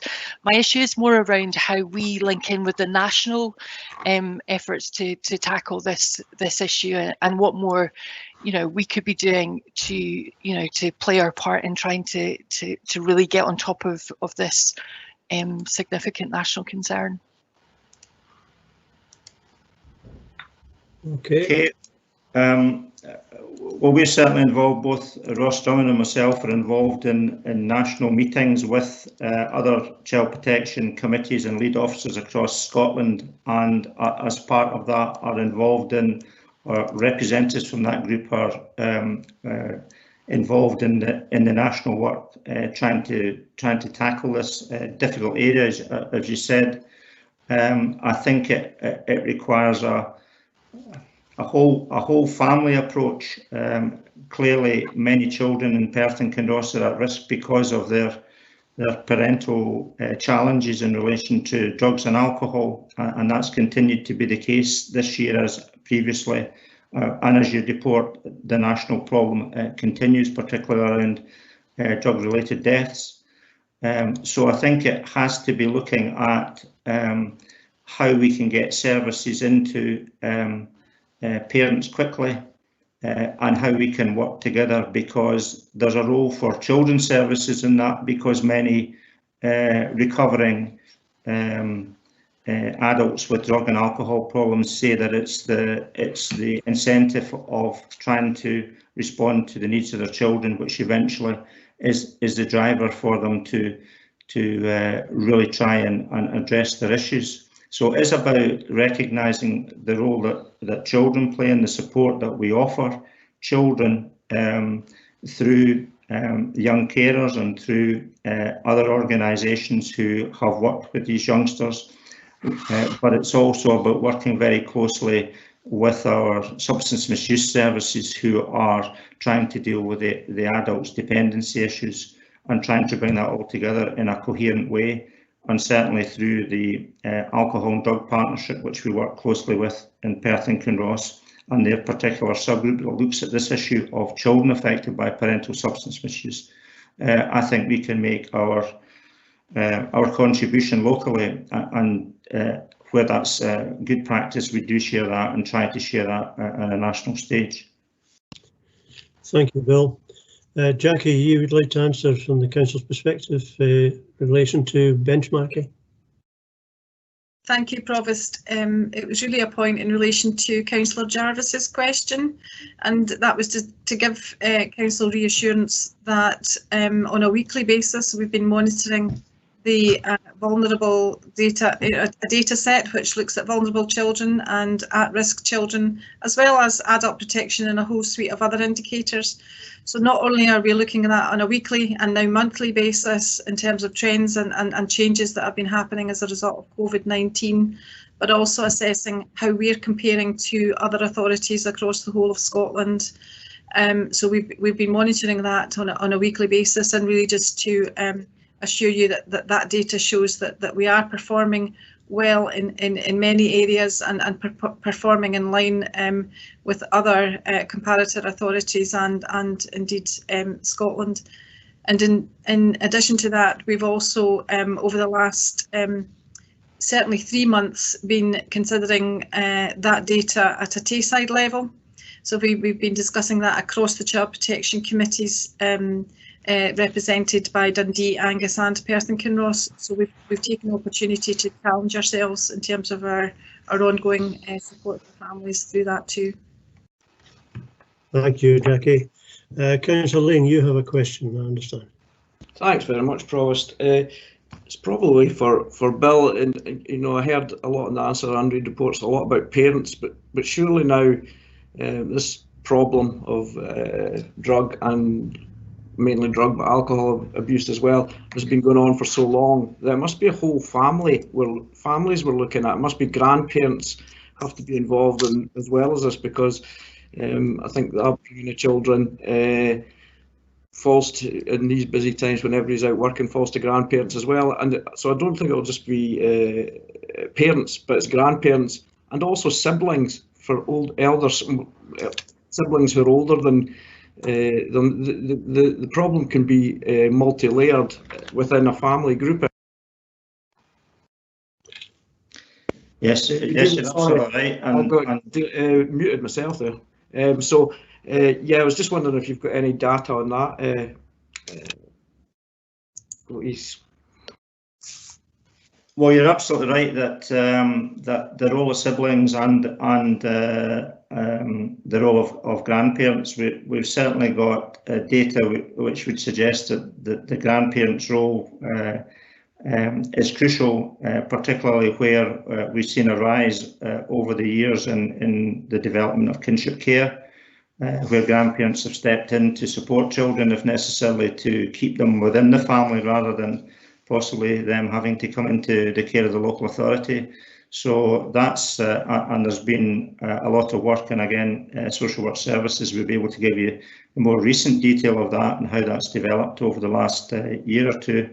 But I think, as I've been stressing since the start of the input, this is a whole family approach, so everybody's got their contribution to make, and we're more than happy to work with them in supporting the whole family to address the issues, because as you rightly say, there are contributions from other members of the family which will be very effective in trying to break the cycle that existed, as you rightly say, for some generations now. Sorry, Bill, it was more the negative effect of grandparents and other siblings, or right, sorry, same, rather than the help they can be, is the influence of seen behaviour from grandparents and other siblings affecting younger members of the family, rather than and most families would expect help from grandparents, etc. But I'm just saying that the drug problem has been around for so long now that many of these people who have been could have been drug addicted for 30, 40 years, and are now the grandparents. It was that angle I was asking about. Thanks. Sorry, I misunderstood you. Yes, I think that's right. I think there's intergeneration issues there, and I'm sure the social work staff would be able to give you detail about the assessments that they undertake, and that would be comprehensive family assessments to see whether the influences of external family members and other older siblings have a bearing, and therefore that would be considered in the assessment they're doing as to whether what's the best way of supporting that family, and indeed whether these children could remain in that family if these influences are so strong. But I'm sure Jackie would be able to give you more detail of what's happening locally in that score. Yeah. Jackie. Thank you, Provost.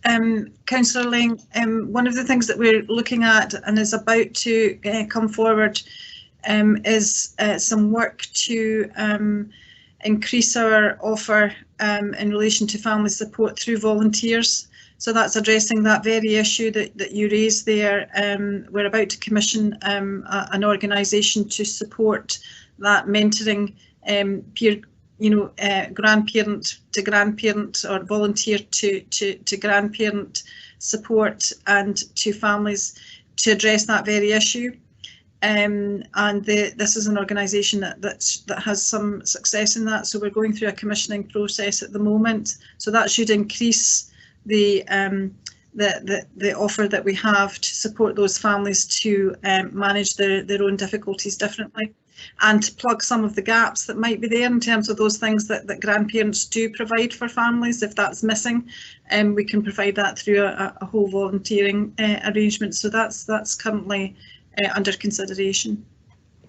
Thomas, if I may, can I say thanks, Jackie, and if you maybe want to keep elected members informed as how we could publicise that once it's fully commissioned, I'd be happy to hear more detail about, and I'm sure elected members across the chamber would. Okay, thank you very much for that. There are no more questions. Can I ask Councillor Lyle to move the report? Thank you very much, Provost. This annual standards and quality report prepared for the Child Protection Committee for the academic year 1920 clearly shows the extent to which services are ensuring that children are kept safe from abuse and harm. It also shows the extent of support, care and protection provided to vulnerable and at-risk children, young people and families across all our communities during COVID-19 and from March to the end of July 2020. This Council has a responsibility to make sure that these essential services are delivered to the highest professional standards. We also have a responsibility to ensure that essential services were provided effectively during lockdown. I would like to thank all those senior officers across the partnership teams and leaders who came together from April to strengthen the governance and leadership of the public protection throughout the COVID-19 pandemic. In particular, I would like to thank the team behind this report for bringing it to Council in order that we are assured that our most vulnerable children have continued to be served well. This report highlights how effectively services have responded to the challenges of the pandemic. Staff have clearly gone that extra mile to ensure that people are kept safe and providing them with the care and protection they needed during every challenging circumstance. Staff have worked tirelessly and in a person-centred way and have adopted new ways of working to make sure that the most vulnerable in our communities experience good quality care and protection. There are many examples in this report of how children's services are continuously improving. Nevertheless, additional demands presented by COVID-19 are also carefully set out, and the full impact of these has yet to be seen.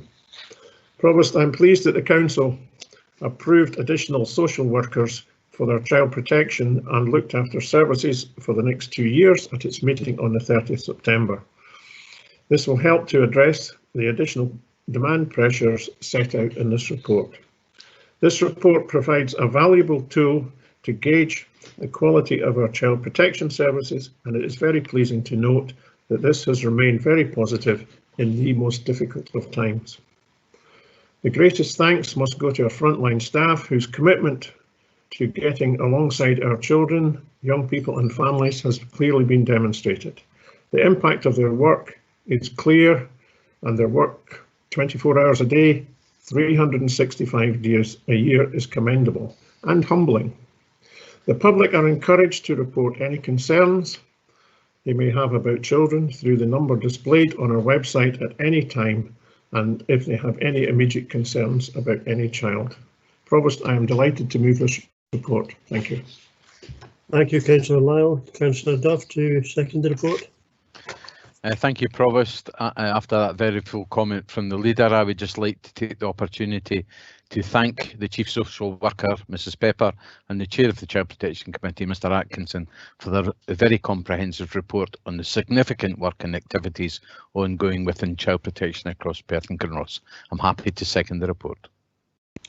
Thank you, Councillor Duff. Members, can we move to comments on the report? Sorry, we've now got Councillor Shires first.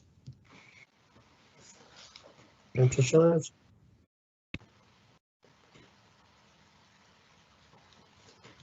Thank you, Provost. I have problems with my microphone there.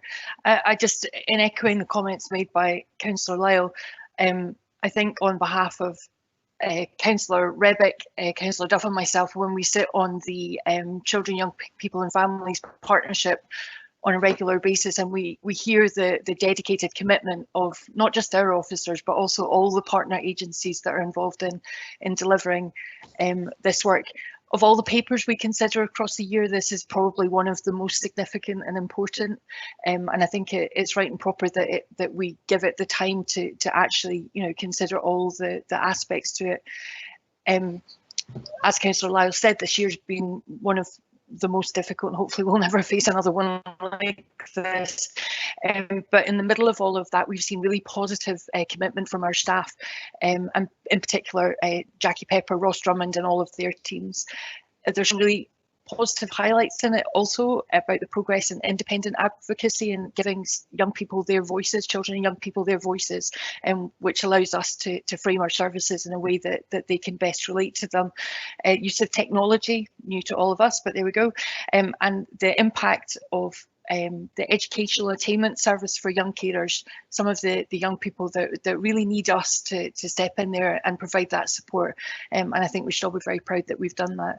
So a really challenging year, but a report that highlights that without our dedicated staff, we wouldn't be able to provide that support that we need to. Thank you. Thank you, Councillor Shires. Councillor James, please. Thanks very much, Provost. And just echoing what Councillor Shires and Councillor Lyle have said previously, excellent team, a fantastic report. Rather than drag this out, two highlights for me in this excellent report.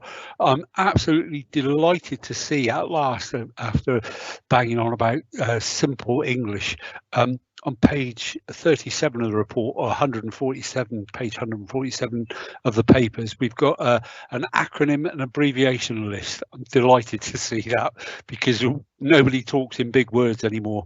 And the other useful thing I found in this report actually was the pictorial summary on page 115 of the papers, or page 5 of the report.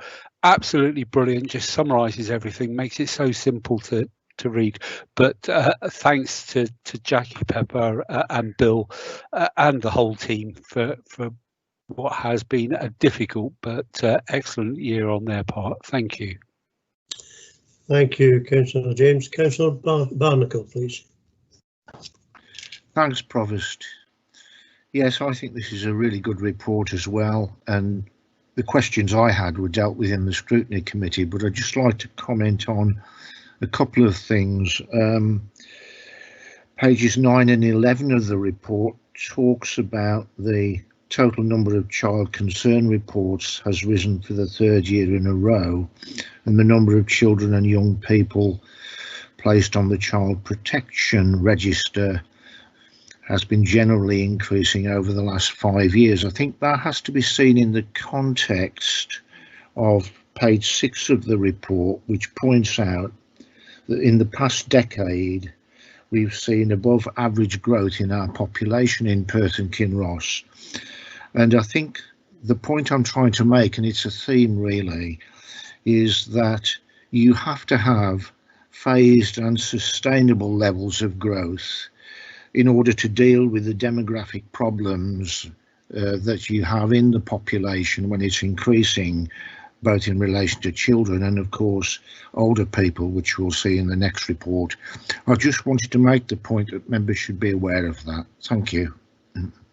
Thank you, Councillor Barnacle. The next comment is from Councillor Rebick. Thanks, Provost. I would just like to also put on record my thanks to Bill Atkinson as the independent chair and everybody that works in this area. The papers ask us to endorse the contents of the report. I think it's really important to commend, not only to endorse, but to commend the staff with it.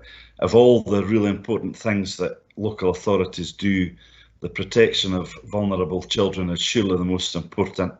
And I would just like to also completely agree with Councillor Shires. When you sit on these committees, it is very humbling and harrowing, but it's important to note that as an elected member, you don't see the day-to-day results of some of the worst of human behaviour, and our staff under very challenging circumstances deal with this really well, and it's just important that we place our thanks on record for everything that they do. Thank you, Provost. Thank you, Councillor Rebick. Councillor Pulver.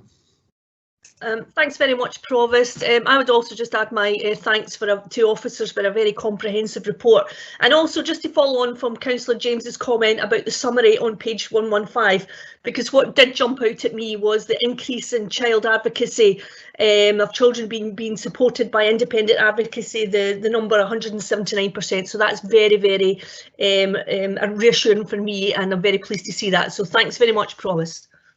Thank you, Councillor Power. And the last comment is from Councillor Wilson. Thank you, Provost.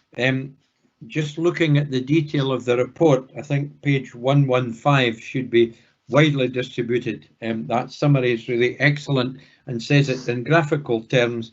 In summary, a lot of the excellent news that the report contains. I would like Jackie Pepper, Bill Atkinson and Ross Drummond, because I know you're there, Ross, to take back to the staff our deep heartfelt thanks for all their work in what has been a difficult year for everybody.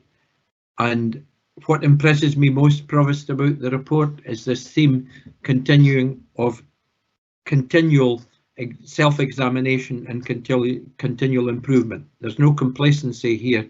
There's just a desire on behalf of the management, the leaders, management and all of the staff to do better. And we can't ask for any more than that, Provost.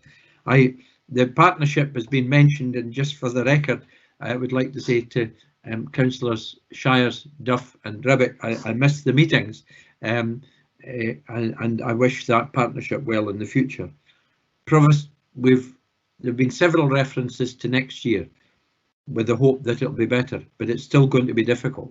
There'll still be COVID, there'll still be unemployment, there'll still be poverty, and therefore the work of our social work staff and all those associated with them and all the partnership agencies will be just as vital next year as it has been this year, and I'm sure that the whole council would want to wish them well in their endeavours next year. Thank you. Thank you, Councillor Wilson. I think we all agree with your comments there. Can we agree the report, please? Agreed. Agreed. Agreed. Agreed. Agreed. Thank you very much. We'll move on to item 9 on the agenda, which is the Adult Support and Protection Biannual Report 2018-20. Ken, can I ask Jackie Pepper to introduce the report? Thank you, Provost. There's a statutory obligation to prepare a report on the work of the Adult Protection Committee every 2 years, and the report before Council covers that period 2018 to 2020. Elected members at Council took a decision 2 years ago to report annually on adult protection and to bring this to Council to ensure that you have the oversight of the multi-agency work to protect adults at risk of being harmed and who are unable to protect themselves. So we do more than the statutory requirement. So this report has already been considered by the Integrated Joint Board for the Health and Social Care Partnership at its September meeting and scrutiny. The report focuses on the work to ensure people who have remained protected throughout COVID-19, as we've just been discussing in relation to child protection. And then there are notable arrangements that have been put in place within the report, mentioned within the report, for example, a weekly protecting people group that was established, and that the staff availability to respond to risk via the access team was kept under review and enhanced when required. The Adult Protection Committee is led by Mr. Bill Atkinson as independent convener, and I'd like to commend his work and his leadership over the last couple of years in relation to the Adult Protection Committee, but particularly his support since March of this year in drawing together the public protection partnerships during COVID-19 and effectively enabling a collective approach to the additional challenges and complexities presented by the pandemic since March. This has been key to strengthening our protecting people focus, and there's a plan to continue that going forward from January 2021. And as Chief Social Work Officer, I will report to the Chief Officers Group as Chair for a new Public Protection Coordinating Group. This report carefully sets out the main achievements over the last 2 years and the continued support for staff, development, and a focus on listening to the views and experiences of people who need support and protection, and particularly focusing on the impact of the actions taken on them. There's a clear plan going forward from 2021 and an agenda for continuous improvement. I'd like to invite Mr. Atkinson to say a few words of introduction. Bill? Thank you, Jackie. Yes, thank you, Jackie, and thank you for those comments. As Jackie said, this is a statutory biannual report, and Council considered the first year in question, which covered 18-19 at last year's Council at this time. Just to try and highlight, because I think there's been a possible printing issue in relation to some of the details. For some of the key points, are older people over 81 years account for almost 40% of referrals, and over 65s account for almost 70%.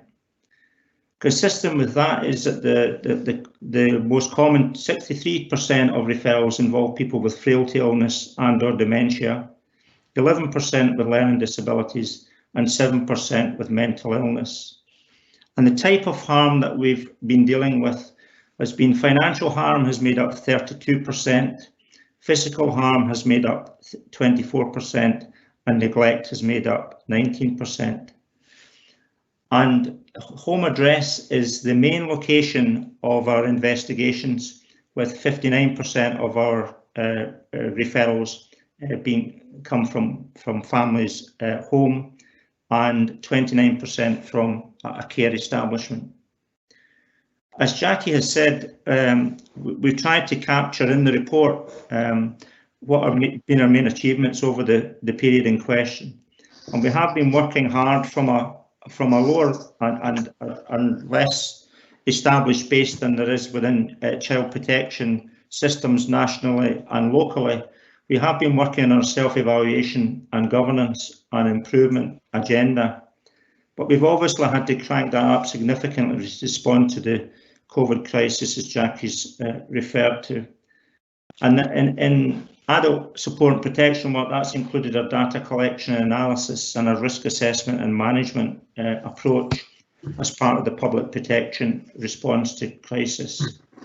So we have been working over the last year much more closely, 2 years actually, much more closely with the Child Protection Committee, but we're also strongly linked to the adult, the Alcohol and Drug Partnership, the Violence Against Women Partnership, and the management of offenders, arrangements and community safety. So it is a much stronger emphasis on public protection for the reasons that you've already discussed in relation to child protection. The care home situation has remained a high risk for the chief officers, and ASP's adult support and protection staff work closely with multi-agency colleagues in public health and care inspectorate, and of course council staff to minimise that risk in Perth and Kinross.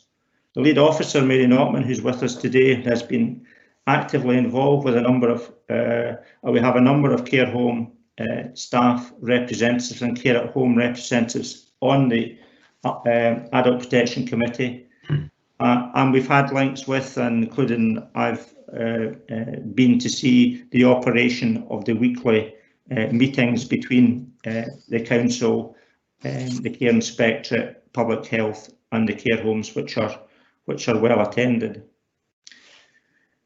Whilst partnership working has been a feature of adult support and protection work, it can't be done without a whole family approach, as we've already discussed in relation to children. And that's been accelerated both across public protection in Perth and Kinross and across Tayside with our development work with colleagues in Angus and Dundee.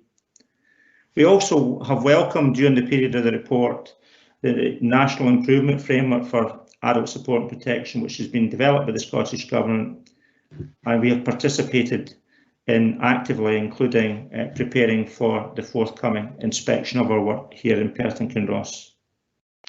We have seen advocacy and representation of the views of service users and carers increase over the period in service delivery and design, and we've welcomed and already benefiting from new representatives from the committee to provide that perspective.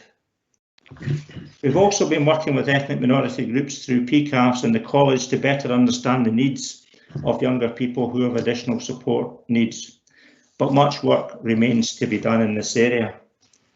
We'll continue to drive through improvement and through self-evaluation, linking with not just service users and carers, but also working with other authorities, learning from their experiences, including from initial and significant case reviews. So thank you again for your interest in this work, and I'm happy to take any questions. And as I've already mentioned, Mary Notman, our lead officer, is with us to provide some details if required. Thank you. Thank you, Bill. Thank you, Jackie. Can we move over to questions? And I see a few coming up already in the chat box. Councillor Pulver, please. Thanks very much, Provost. Again, Bill, I'm following on from some of your comments that you've made there, and on page 182, obviously, I'm really disheartened to see that adult support and protection referrals, 29% are in care settings. And I just wonder, obviously you talked about partnership working and involvement with families, but I just wondered if you could maybe give me a couple of examples of how that's actually done, on a daily basis. Yes, I'm happy to do that. I think I would want to highlight before I go into the detail, and I think Mary probably could give you some of that detail better than I could. But I just want to highlight the report identifies that the proportion of cases that have come from the care sector has reduced over the period in question in the report, and the majority of our cases now come from family and home situations. And that's largely because we've been working along with our health colleagues and the police and the care home sectors themselves to try to make sure that they get the support they require when they're dealing with this type of situation arising within the care home, and how we can actually support them in dealing with that without us having to undertake a formal large-scale investigation, perhaps within the home. So that's included the involvement of a mental health link from health with the home to offer advice, for example, in dealing with perhaps dementia patients who are having difficulties managing their behaviours. It's about supporting the homes themselves in terms of development of their own procedures for medication, to use an example, because that has been an issue in the past in one or two of our large-scale investigations, and it's more regularly meeting with them as we've been doing, and I know Gordon Patterson and his team have set up very regular meetings between the homes, between public health and between the council staff to try to address issues as and when they arise, created partly by COVID, but also just because of the circumstances they're having to deal with on a day-to-day and week-to-week basis. And we're obviously working with the Care Inspectorate through their role in terms of improvement, and indeed with the SSSC because of their registration of this workforce and how they can support through training the upskilling of the staff doing this very difficult job. So these are a number of ways in which we're involved, and I just invite Mary, if you don't mind, to maybe give you some examples of how that happens on a day-to-day basis. Thanks. Excuse me. Thanks very much, Bill. Thank you very much, Bill. I thank you, Councillor Pulver, for your question. I would say that these are the referrals coming in that proceed to adult support and protection case. We actually see the numbers of them as a really positive awareness that care homes are very well aware of what they need to report, what they do report. Obviously, these are ones that we're going out to investigate. When you look at the outcomes, you'll see obviously the differing variations of substantiated and unsubstantiated. But I mean, we do a lot of work care homes, looking at thresholds for reporting and recording. But as I said, we actually really encourage care homes to report, anything. So, we actually see it as a very good positive thing of care homes. We are in line with national numbers, Councillor Pover, in case you think that we're much higher here. We actually used to have about 50 or 60% of ours were in care homes. So it has come down quite significantly over the last 3 years. That's great, thanks very much. Can I just sort of make an additional comment to Mary, just to say that I'm assuming that obviously reviews of residents are still ongoing on a regular basis. I'm assuming that's happening. Yes, it is, yeah. I mean, there actually has been more done by telephone, but people are sort of now back into the homes and whatever. So yes, they are, yes. That's great. Thank you very much for that. Thank you, Councillor Pover. Can I ask Councillor Drysdale? I see you got your name in the chat. Thank you, Provost. I have two questions, if I may. I'm not sure whether Jackie, Bill or Mary would be best placed to answer them. My first one is in relation to the comments made by Bill there in relation to the fact that financial harm is the most frequently identified harm to adults at risk within the last 2 years. I noticed also in the covering report that there's a new banking protocol agreed, and I just wondered if somebody could clarify, please, whether therefore banks are now able to liaise directly with local authorities investigating a case, or whether any such liaison still has to involve police or courts. Just for my own understanding. That's my first question. And separately, and again, Bill has spoken about the role, the regular partnership working of him and his team in relation to dealing with people living in care homes, etc. I just wondered if, in relation to the hot topic at the moment of the COVID vaccine, if he can give a flavour for what challenges he foresees or is already seeing in relation to obtaining informed consent from adults at risk, and how or whether their families are influencing any decisions, or how they would deal with that kind of situation. Okay, if I may, I'll maybe start with the first question in relation to financial harm, and Mary can maybe add to that. In relation to financial harm, the predecessor to me as chair, Alec Davidson, when he was chair of the Adult Protection Committee, focused locally quite significantly in this area, and we had a representative of the bank on the Adult Protection Committee for a number of years. So the protocol that was developed a number of years ago in Perth and Kinross was the forerunner to what I referred to in the report, which is now an agreed national protocol. So the arrangements in Perth and Kinross have been strong, and have been strong for a number of years. And that's allowed banks and indeed post office and other financial institutions to work with us to make sure that if there are any signs at all of any inappropriate withdrawals, then they have an opportunity to get involved with us and if necessary with the police.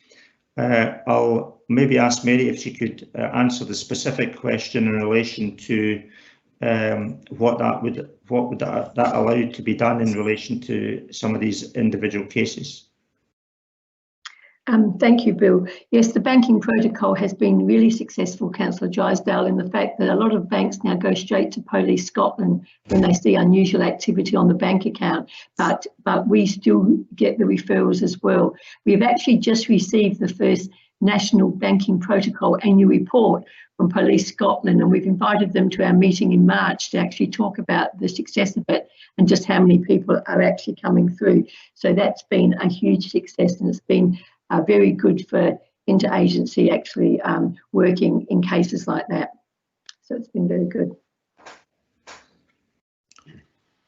In relation to the question of the vaccine, the first part of the question, and I think Jackie Pepper has maybe got some up-to-date information, because I was hearing about that earlier this morning in relation to where we are as far as the vaccine is in Perth and Kinross. Thank you, Bill. Provost, I'm aware that Gordon Patterson is also in the council meeting and may want to provide council with an update where we are in relation to the vaccine programme and the rollout in Perth and Kinross, and he may deal with issues of consent, and I can come in if necessary. Okay, thank you. Gordon?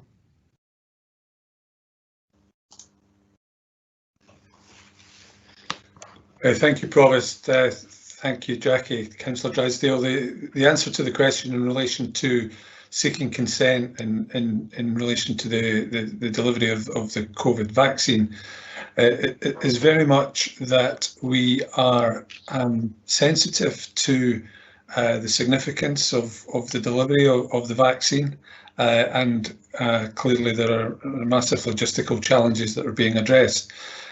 We have had ongoing discussion with care home providers and with public health colleagues in Tayside, and have been strong advocates of the need for adequate safeguards and provisions to be built in order that people who lack capacity and can't give consent have what is described as a Section 47 certificate, which is a provision under the Adults with Incapacity Act, where a medical practitioner gives their permission for someone to be able to receive urgent medical treatment, and which the Scottish Government and Mental Welfare Commission have confirmed extends to the particular provision of the COVID vaccination. Very many people who lack capacity and who are residents in care homes will already have Section 47 certificates, because they would need that to have urgent dental treatment, or to have the flu immunisation, to have their flu vaccination. So we have built in sufficient safeguards. We're confident to ensure that nobody will be vaccinated without either their consent, without the appropriate certification, or without the explicit permission of anyone who is in a position to make decisions on their behalf, for example, a welfare guardian. So those arrangements are in place. The current provision of the vaccine in Tayside has been focused in the first instance at the vaccinators and at frontline health colleagues who have received the vaccine over the last 4 or 5 days.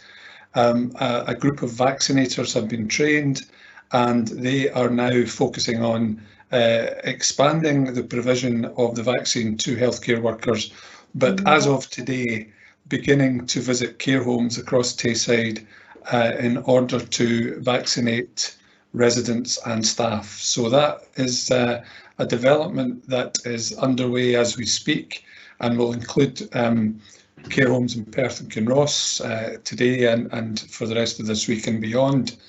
And no doubt we will be able to share with you perhaps information that NHS Tayside will be issuing in relation to the communication that needs to be made more widely on the provision of the vaccination programme. So I hope that's answered your question. Happy to take any supplementaries.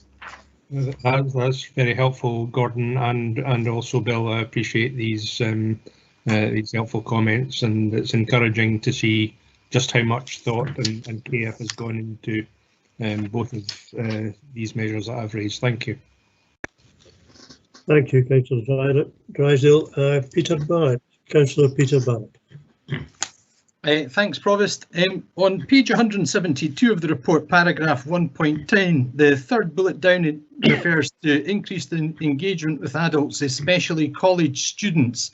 I was keen to find out some more information about how that will be taken forward, and also, whether it will focus on the COVID-related themes of social isolation, self-harm and suicidal ideation that's mentioned further on in the report. Yes, the links with the college started before the COVID outbreak, and it was really triggered by the college representative on the Adult Protection Committee, and Mary and I met with college staff to discuss how we could best take that forward, and there was a variety of issues that were raised for us, and probably a heightening of our awareness of just how many students had some sort of additional support needs that required attention, and therefore how we could work with them. And some of it was about personal safety issues, and our community safety team worked with them. Some of it was about information and advice around mental health services and how they could tap into what existed locally, and we've agreed to continue to work on that, and are doing so. And I think Mary could probably give you more detail of the most up-to-date work we've been doing there with them.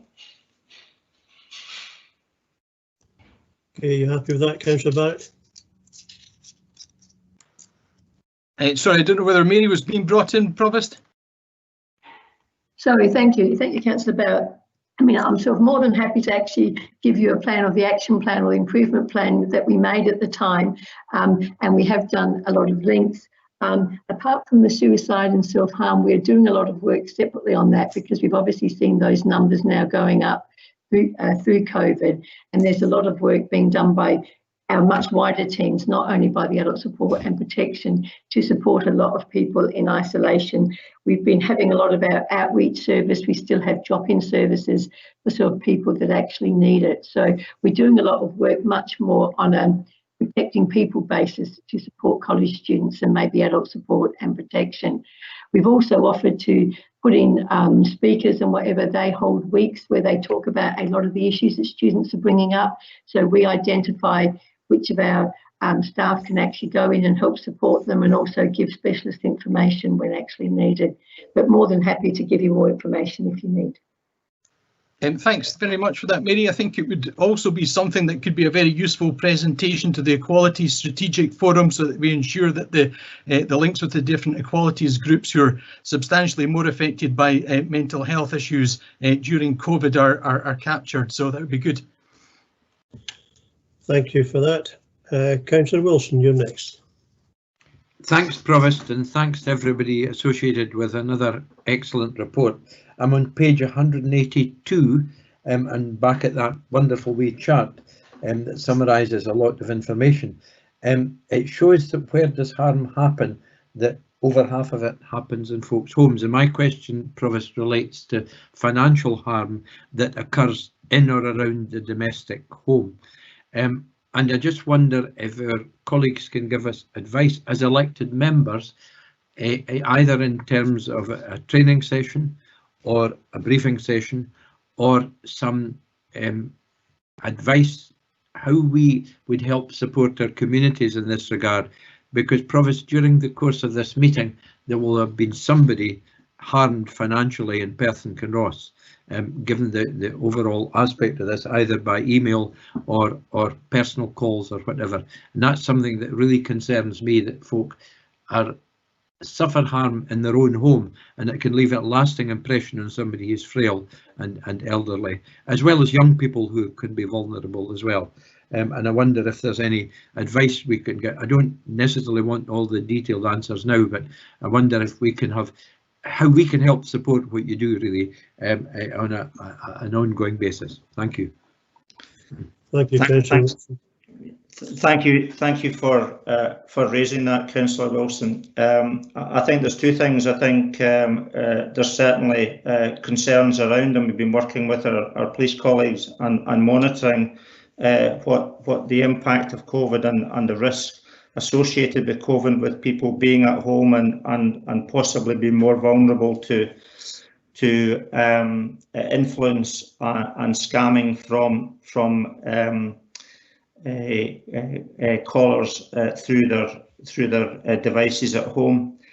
What we were also referring to in the report is that in many cases that we follow up adult support and protection matters, it's about members of the family, relatives, who are the source of the financial exploitation, and that's challenging for us, but certainly an area that we've been working on. And the banking protocol, financial protocol, is one aspect of that. So we would be more than happy to provide whatever information we could, whether it be through a briefing session or training session for elected members on both aspects of that. And our training standards colleagues, as you know, will have been involved for many years now in relation to producing material and advice to the public on the vulnerability from people exploiting them who are non-family members.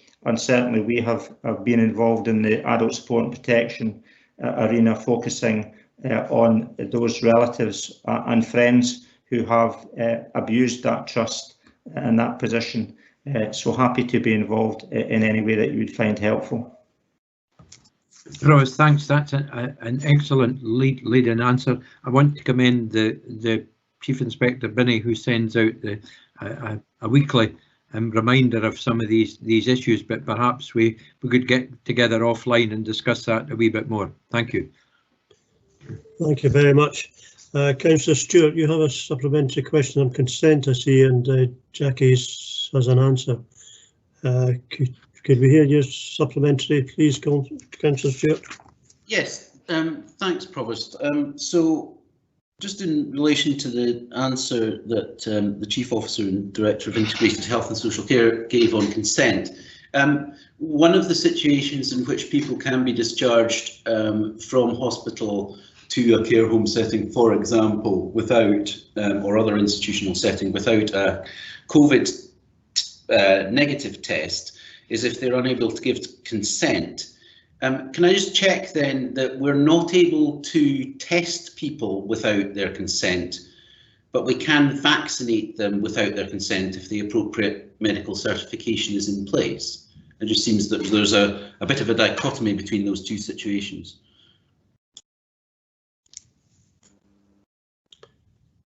Jackie, do you want to take that? I'm not sure if Gordon's still here. I was hoping to answer a previous question, Provost, so I wasn't able to predict what the question was going to be. But I think the issue that you raised there, Councillor Stewart, is that there needs to be an opportunity if the appropriate certification is not in place, that the measures are put in place to ensure that that's there to cover what would be comprise medical treatment and vaccinations, such as against the annual flu programme or the COVID-19 vaccine would come under that. And there's certainly advice from the Mental Welfare Commission to say that if the Section 47 uses those words in terms of medical treatment, then it can be provided. So part of the work that Gordon was explaining earlier is to ensure that those who've lost capacity and don't have those certificates, that there is arrangements put in place via GPs to ensure that those are put in place as quickly as possible. And also just to give some reassurance as well, if there's any indication where there's consent withheld unreasonably by someone who holds welfare powers, that we have a local escalation procedure for that.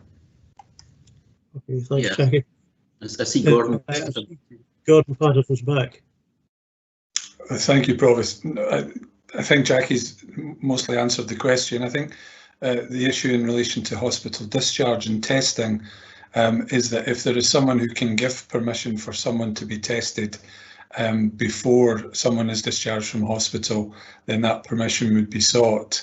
But otherwise, there is guidance around the need for people who haven't been tested to be in a position of self-isolation for a period until such times as it can be reasonably deduced that they don't have the virus, which would either be for, I think it's probably for 10 days now.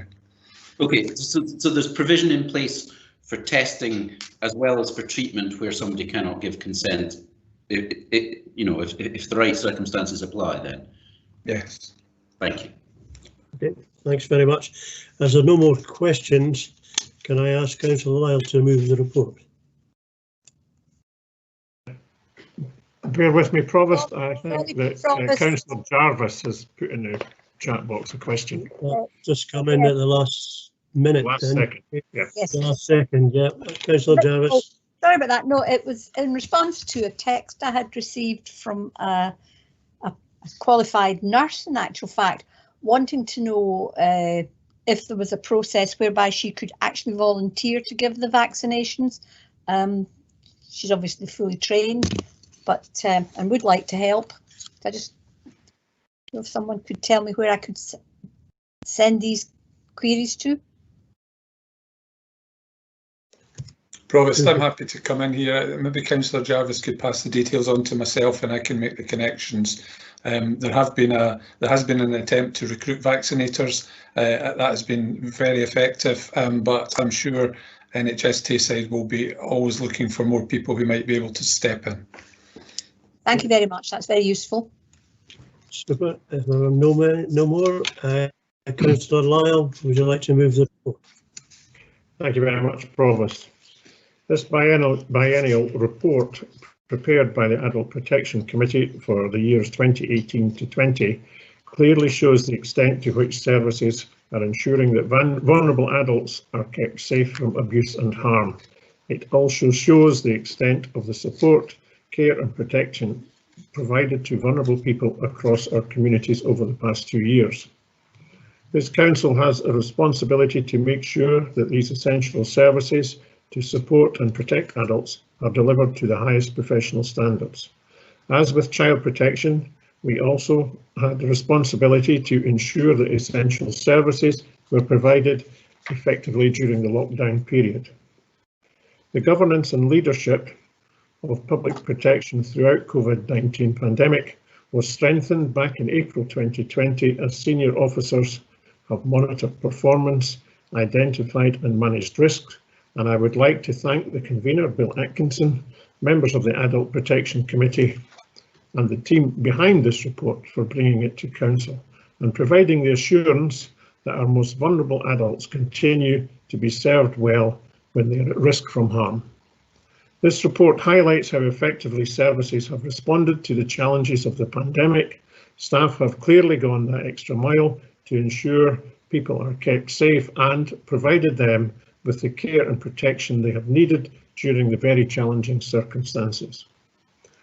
There are examples in this report of how adult protection services are continuously improving. The Perth and Kinross Adult Protection Committee has been developing greater oversight of the needs of adults at risk and understanding about the areas for improvement. An improvement plan has been developed for 2021 and it will be closely monitored. Provost, genuine thanks must go to our frontline staff whose commitment to safeguarding our vulnerable people is worthy of great praise. The public are encouraged to report any concerns that they may have about vulnerable adults, older people, through the number displayed on our website at any time. Provost, I'm delighted to move this report. Thank you. Thank you, Councillor Lyle. Councillor Duff, second reports. Thank you, Provost. Happy just to formally second. Thank you. Thank you. Members will now move to comments on the report. Are there any comments on the report?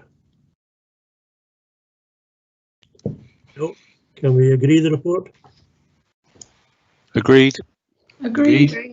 Agreed. Agreed. Thank you. I move on. Before we move on to item 10, just advise that we're probably going to have, I think we're going to just have a lunch break at this time for about 45 minutes, but I'll let the Deputy Provost give you more details of that.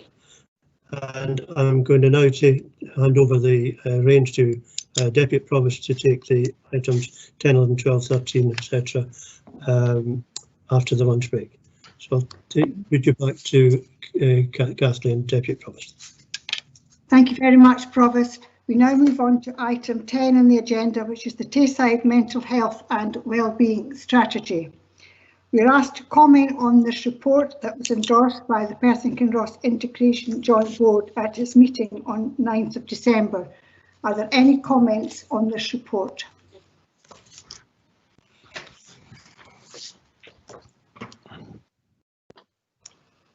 I don't see anything in the chat box.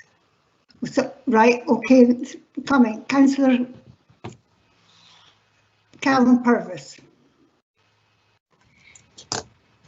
Thank you, Deputy Provost. I did make a number of these similar comments at the IGB, but I think it is important that we discuss this in full at the full council meeting as well. So the first thing to say is that I very much welcome this report and this strategy. I, like many others, were very sceptical going into this process. We have got things far too wrong for service users in mental health in Tayside for far too long, and I was concerned that the same approach would be adopted this time. But I'm pleased to say that we have seen a marked change in the way that we have engaged with service users and carers, and this strategy has very much been co-created and designed with them and their involvement. So I think that's a really positive step for this strategy. I think it's also very welcome to see the inclusion of the third sector and the emphasis on the role that they will play in delivering this strategy. We also need to consider going forward, though, the need to give them more flexibility in how they deliver the outcomes that we want to see from them, and also from the council side that we consider giving them multi-year funding deals as the NHS does, because these small organisations can often struggle with their finances from year to year. I think the section on pharmacology is also very welcome, looking at a shift to more realistic medicine methods. I was quite shocked to see in the report that 1 in 4 adults in Dundee are on some form of antidepressant. And while realistic medicine is not about saying that people who require medicine for their mental health issues should not get it, it's about trying to decide what's best for each individual person. And in many cases, that will not require medication. I still have some concerns about locums and the over-reliance on locums, and while they're clearly necessary in the short term, I don't think that they should be part of the long-term solution, and that should be borne in mind when we progress this strategy. And that brings me to the question of the Mental Health and Learning Disability Redesign Programme and the suggestion for the rapid review of this programme. I think it was the wrong approach initially, and I've been quite clear on this. We should be looking at what community infrastructure we need for mental health before we decide what inpatient beds and services that we require. So this paper does suggest fully including carers, service users and others who weren't properly involved the first time around. I think the point to make and not to dwell on is that David Strang did recommend this in his interim report. As many members will know, there was a recommendation that was to be considered in July 2019, but the meeting at which we were to consider that was not able to take place, and many of us were quite keen to progress that recommendation at the time. So while it's not the time or the place to dwell on those issues of the past, I would just ask members to consider that had we been able to have that meeting and had we been able to make that decision at the time, perhaps we would be 15 months further along in delivering for people getting better mental health services in Tayside. Just finally, I think the proof of the pudding will be in the eating. While it's great to see that they have very specific outcome-based targets and measures for this mental health strategy, we're only going to know if recommendation 1 and that culture shift in properly engaging, properly listening to carers, service users, as well as professionals in mental health services in Tayside, that must be obvious to everyone, board members, staff, and those who use the services, to show that this strategy has worked. And so while it is important that we monitor those various indicators, this is only going to have worked if 3 years down the line, or whenever we're measuring it, we can look back and it will be obvious to us all that improvements have been made. Thank you. Thank you very much, Councillor Purvis. Councillor McCall. Thank you, Deputy Provost. I too welcome this report. I think it's very comprehensive, and I was very pleased to see lots of improvements and many of the recommendations that were made before accepted. My comments really around in section 3 on the mental health and well-being of people with learning disabilities, and I have a couple of points I'd like to make. The first one really is that I noticed throughout the report very often people with learning disabilities are coupled, if you want, with people with autism. And I think I've commented on this before at a previous committee meeting where adult protection report was put forward that coupled people with learning disabilities with older people. And I think we should be cautious equally when it comes to mental health, that we combine these two or groups of people artificially, because the needs that they have are often very different, and the sources of or the triggers for mental health issues are often very different too. So I would feedback that comment that they should think very carefully about grouping that whole cohort as a single one. More specifically, in terms of adults with learning or with people with learning disabilities, I strangely find myself in somewhat agreement with Councillor Purvis in that there is a bit of a focus on inpatient services, but very often the issues for people with learning disabilities is an issue of communication and understanding. And the report is somewhat light on focusing on those services as outpatients, so that prevention can be done and people don't end up in an inpatient service. So I think there needs to be more focus, or would like to see more focus in the future, on how communication techniques are included in the multidisciplinary teams that the report refers to when dealing with people with learning disabilities. Because very often the lack of understanding or the inability to communicate effectively leads to frustration, and in turn leads to mental health issues. So while I welcome this report and I think it is a huge improvement, I do think there is some ways to go, particularly in dealing with people with learning disabilities and their mental health. Thank you. Thank you very much. Councillor McDade. Thank you, Deputy Provost. I welcome this strategy and particularly the way it's been drawn up with the support of service users and their families. This was the downfall of previous strategies, and this change in approach is very welcome and will hopefully lead to this strategy being successful. The issues this strategy seeks to resolve have been running on for over 3.5 years. They exist at the time that I've been elected, and they have been a running sore essentially of the Integration Joint Board since I became a member of that. And I think it's worth reflecting that in January it will be 3 years since a redesign of mental health services were approved on the grounds of urgency at that point. It will be 18 months since a pause of that redesign was recommended, and it has taken us essentially 3 years to get to this point from those points. So I think it's very important that we recognise that this strategy is very positive. I think we should be reflecting on where we went wrong in the past to ensure that we do not go down those same, follow those same problems in the future. But I think that it's very much the team that has put this together and co-created it with service users and their families needs to be commended for their work. And we personally, I would like to see this sort of approach adopted on a much wider scale by NHS Tayside in the future. And I think that we've talked a lot about Perth Kinross offer today, and I think we should be looking at talking to our community planning partners in a much greater way about how they could be looking at co-creating future services with the communities that we all serve. So I would commend this strategy. I think it is a good strategy and has been received the support that previous strategies have not. However, it is worth reflecting on how long it has taken us to get to this point, and the fact that others, those service users, are the people who have been disadvantaged by that lack of strategy and the lack of service changes that were necessary.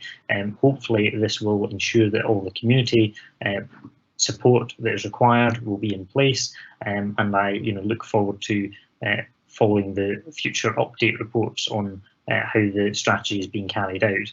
But I think I would just caveat it at that point that whilst I'm obviously hopeful that everything will go well. I do think that this matter can't just be put on a shelf now we have a strategy. It really does need to be intensely worked on over the coming years. Thank you very much, Deputy Provost. Thank you very much, Councillor McDade. Councillor Wilson. Thank you, Deputy Provost. Just to follow on from that, the relatively easy bit in all of these things is writing the strategy. The really difficult bit is implementing it. And I think since it's becoming near the season of goodwill, agreeing with Councillor McDade's last point about really pushing on to actually implement this is really important. And the people who will implement it will be us and other professionals in the health service, in the voluntary sector, in the police and other partners. And that's where I come in, Deputy Provost, because I think we need this is a caring for the carers exercise. It depends a lot on how we treat each other, including the folks in this room today. Include how elected members treat each other, how we treat our chief officers and all their staff. And I think we've already referred, Deputy Provost, and I don't make any apologies for saying this, to the tremendous effort that staff have made. We'll always encourage them by being polite and courteous and reasonable to them when it, all of the time as it's appropriate. But really my comment is, if this strategy is to work, it's going to need a lot of human effort at a time when there's a great deal of pressure on the health service and our services.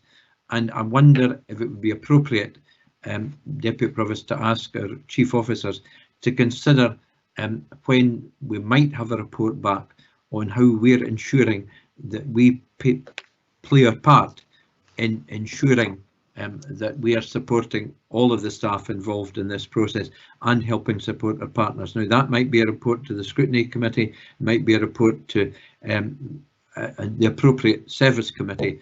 I'm not terribly bothered about which it is, but I would like perhaps a comment from officers to say how we could achieve that objective, if there's a feeling that that would be a useful thing to do. Thank you very much, Councillor Wilson. As far as I know, for today's, this is a day for comments, not a day to be questioning. So I think that will be noted, and I think, as far as I know, you'll get an answer to that after. Okay, thank you. Thank you. Councillor Drysdale. Thank you, Deputy Provost. First of all, I have to say that it does appear to me that Councillor Purvis may have, his memory may have been clouded by the passage of time about the consequences of a meeting to which he referred, but I'm not going to dwell on that. What I would say, however, is that I think it would be fair to say that the Integration Joint Board, of which I chair, was most appreciative of the considerable progress that has been achieved in working up this strategy. There has been considerable stakeholder engagement, which is something that was problematic previously, notwithstanding the difficulties caused by the pandemic. And the proposed strategy seeks to deliver against the recommendations of Trust and Respect, the review conducted by Dr. David Strang, and to follow through on his recommendations. The Integration Joint Board, which I can remind you is 4 elected members and 4 non-executive board members from NHS Tayside, unanimously endorsed the strategy last week. And the board looks forward to further papers coming forward in 2021 detailing a proposed financial framework for delivery of the strategy and outlining the intended ongoing strategic commissioning role of the Integration Joint Board in that process going forward. The proposed strategy, because that's what it still is, goes before NHS Tayside Board tomorrow for approval, and following that approval, if it is forthcoming, then clearly that, the financial framework will be worked up on the back of that. And no doubt there will be further reports coming back to Council during the course of 2021 as that progresses. Thank you. Thank you very much, Councillor Drysdale. Councillor Barrett, you have that you wish to ask a question, but as I said, this is really only for comments. So are you going to make a comment rather than a question? Deputy Provost, I can phrase it as comments if you like. Yes. I was very pleased to see mentioned in the report of an issue that I raised earlier about the higher incidence and prevalence of mental health issues amongst the LGBT plus community. I have some concerns about the implementation section of the report, pages 99 and 100. The page 100 reference to indicators seems particularly woolly to me about it may be a good idea to devise good questions to assess the strategy with.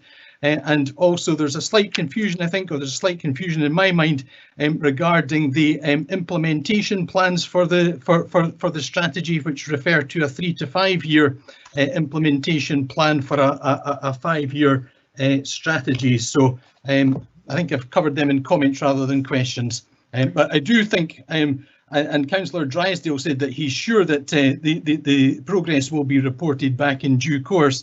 I think we actually have to be very clear about the progress reporting arrangements and that those are spelled out to the Council as a key partner. Thank you. Thank you very much, Councillor Barrett. Councillor Stewart. Thank you, Deputy Provost. I just wanted to completely agree with what Councillor Purvis had said in his introductory comments on this, or his initial comments on this. The role, I think that there was a large amount of scepticism within user and carer groups that this would finally be delivered and got right. I think it has been too long in coming.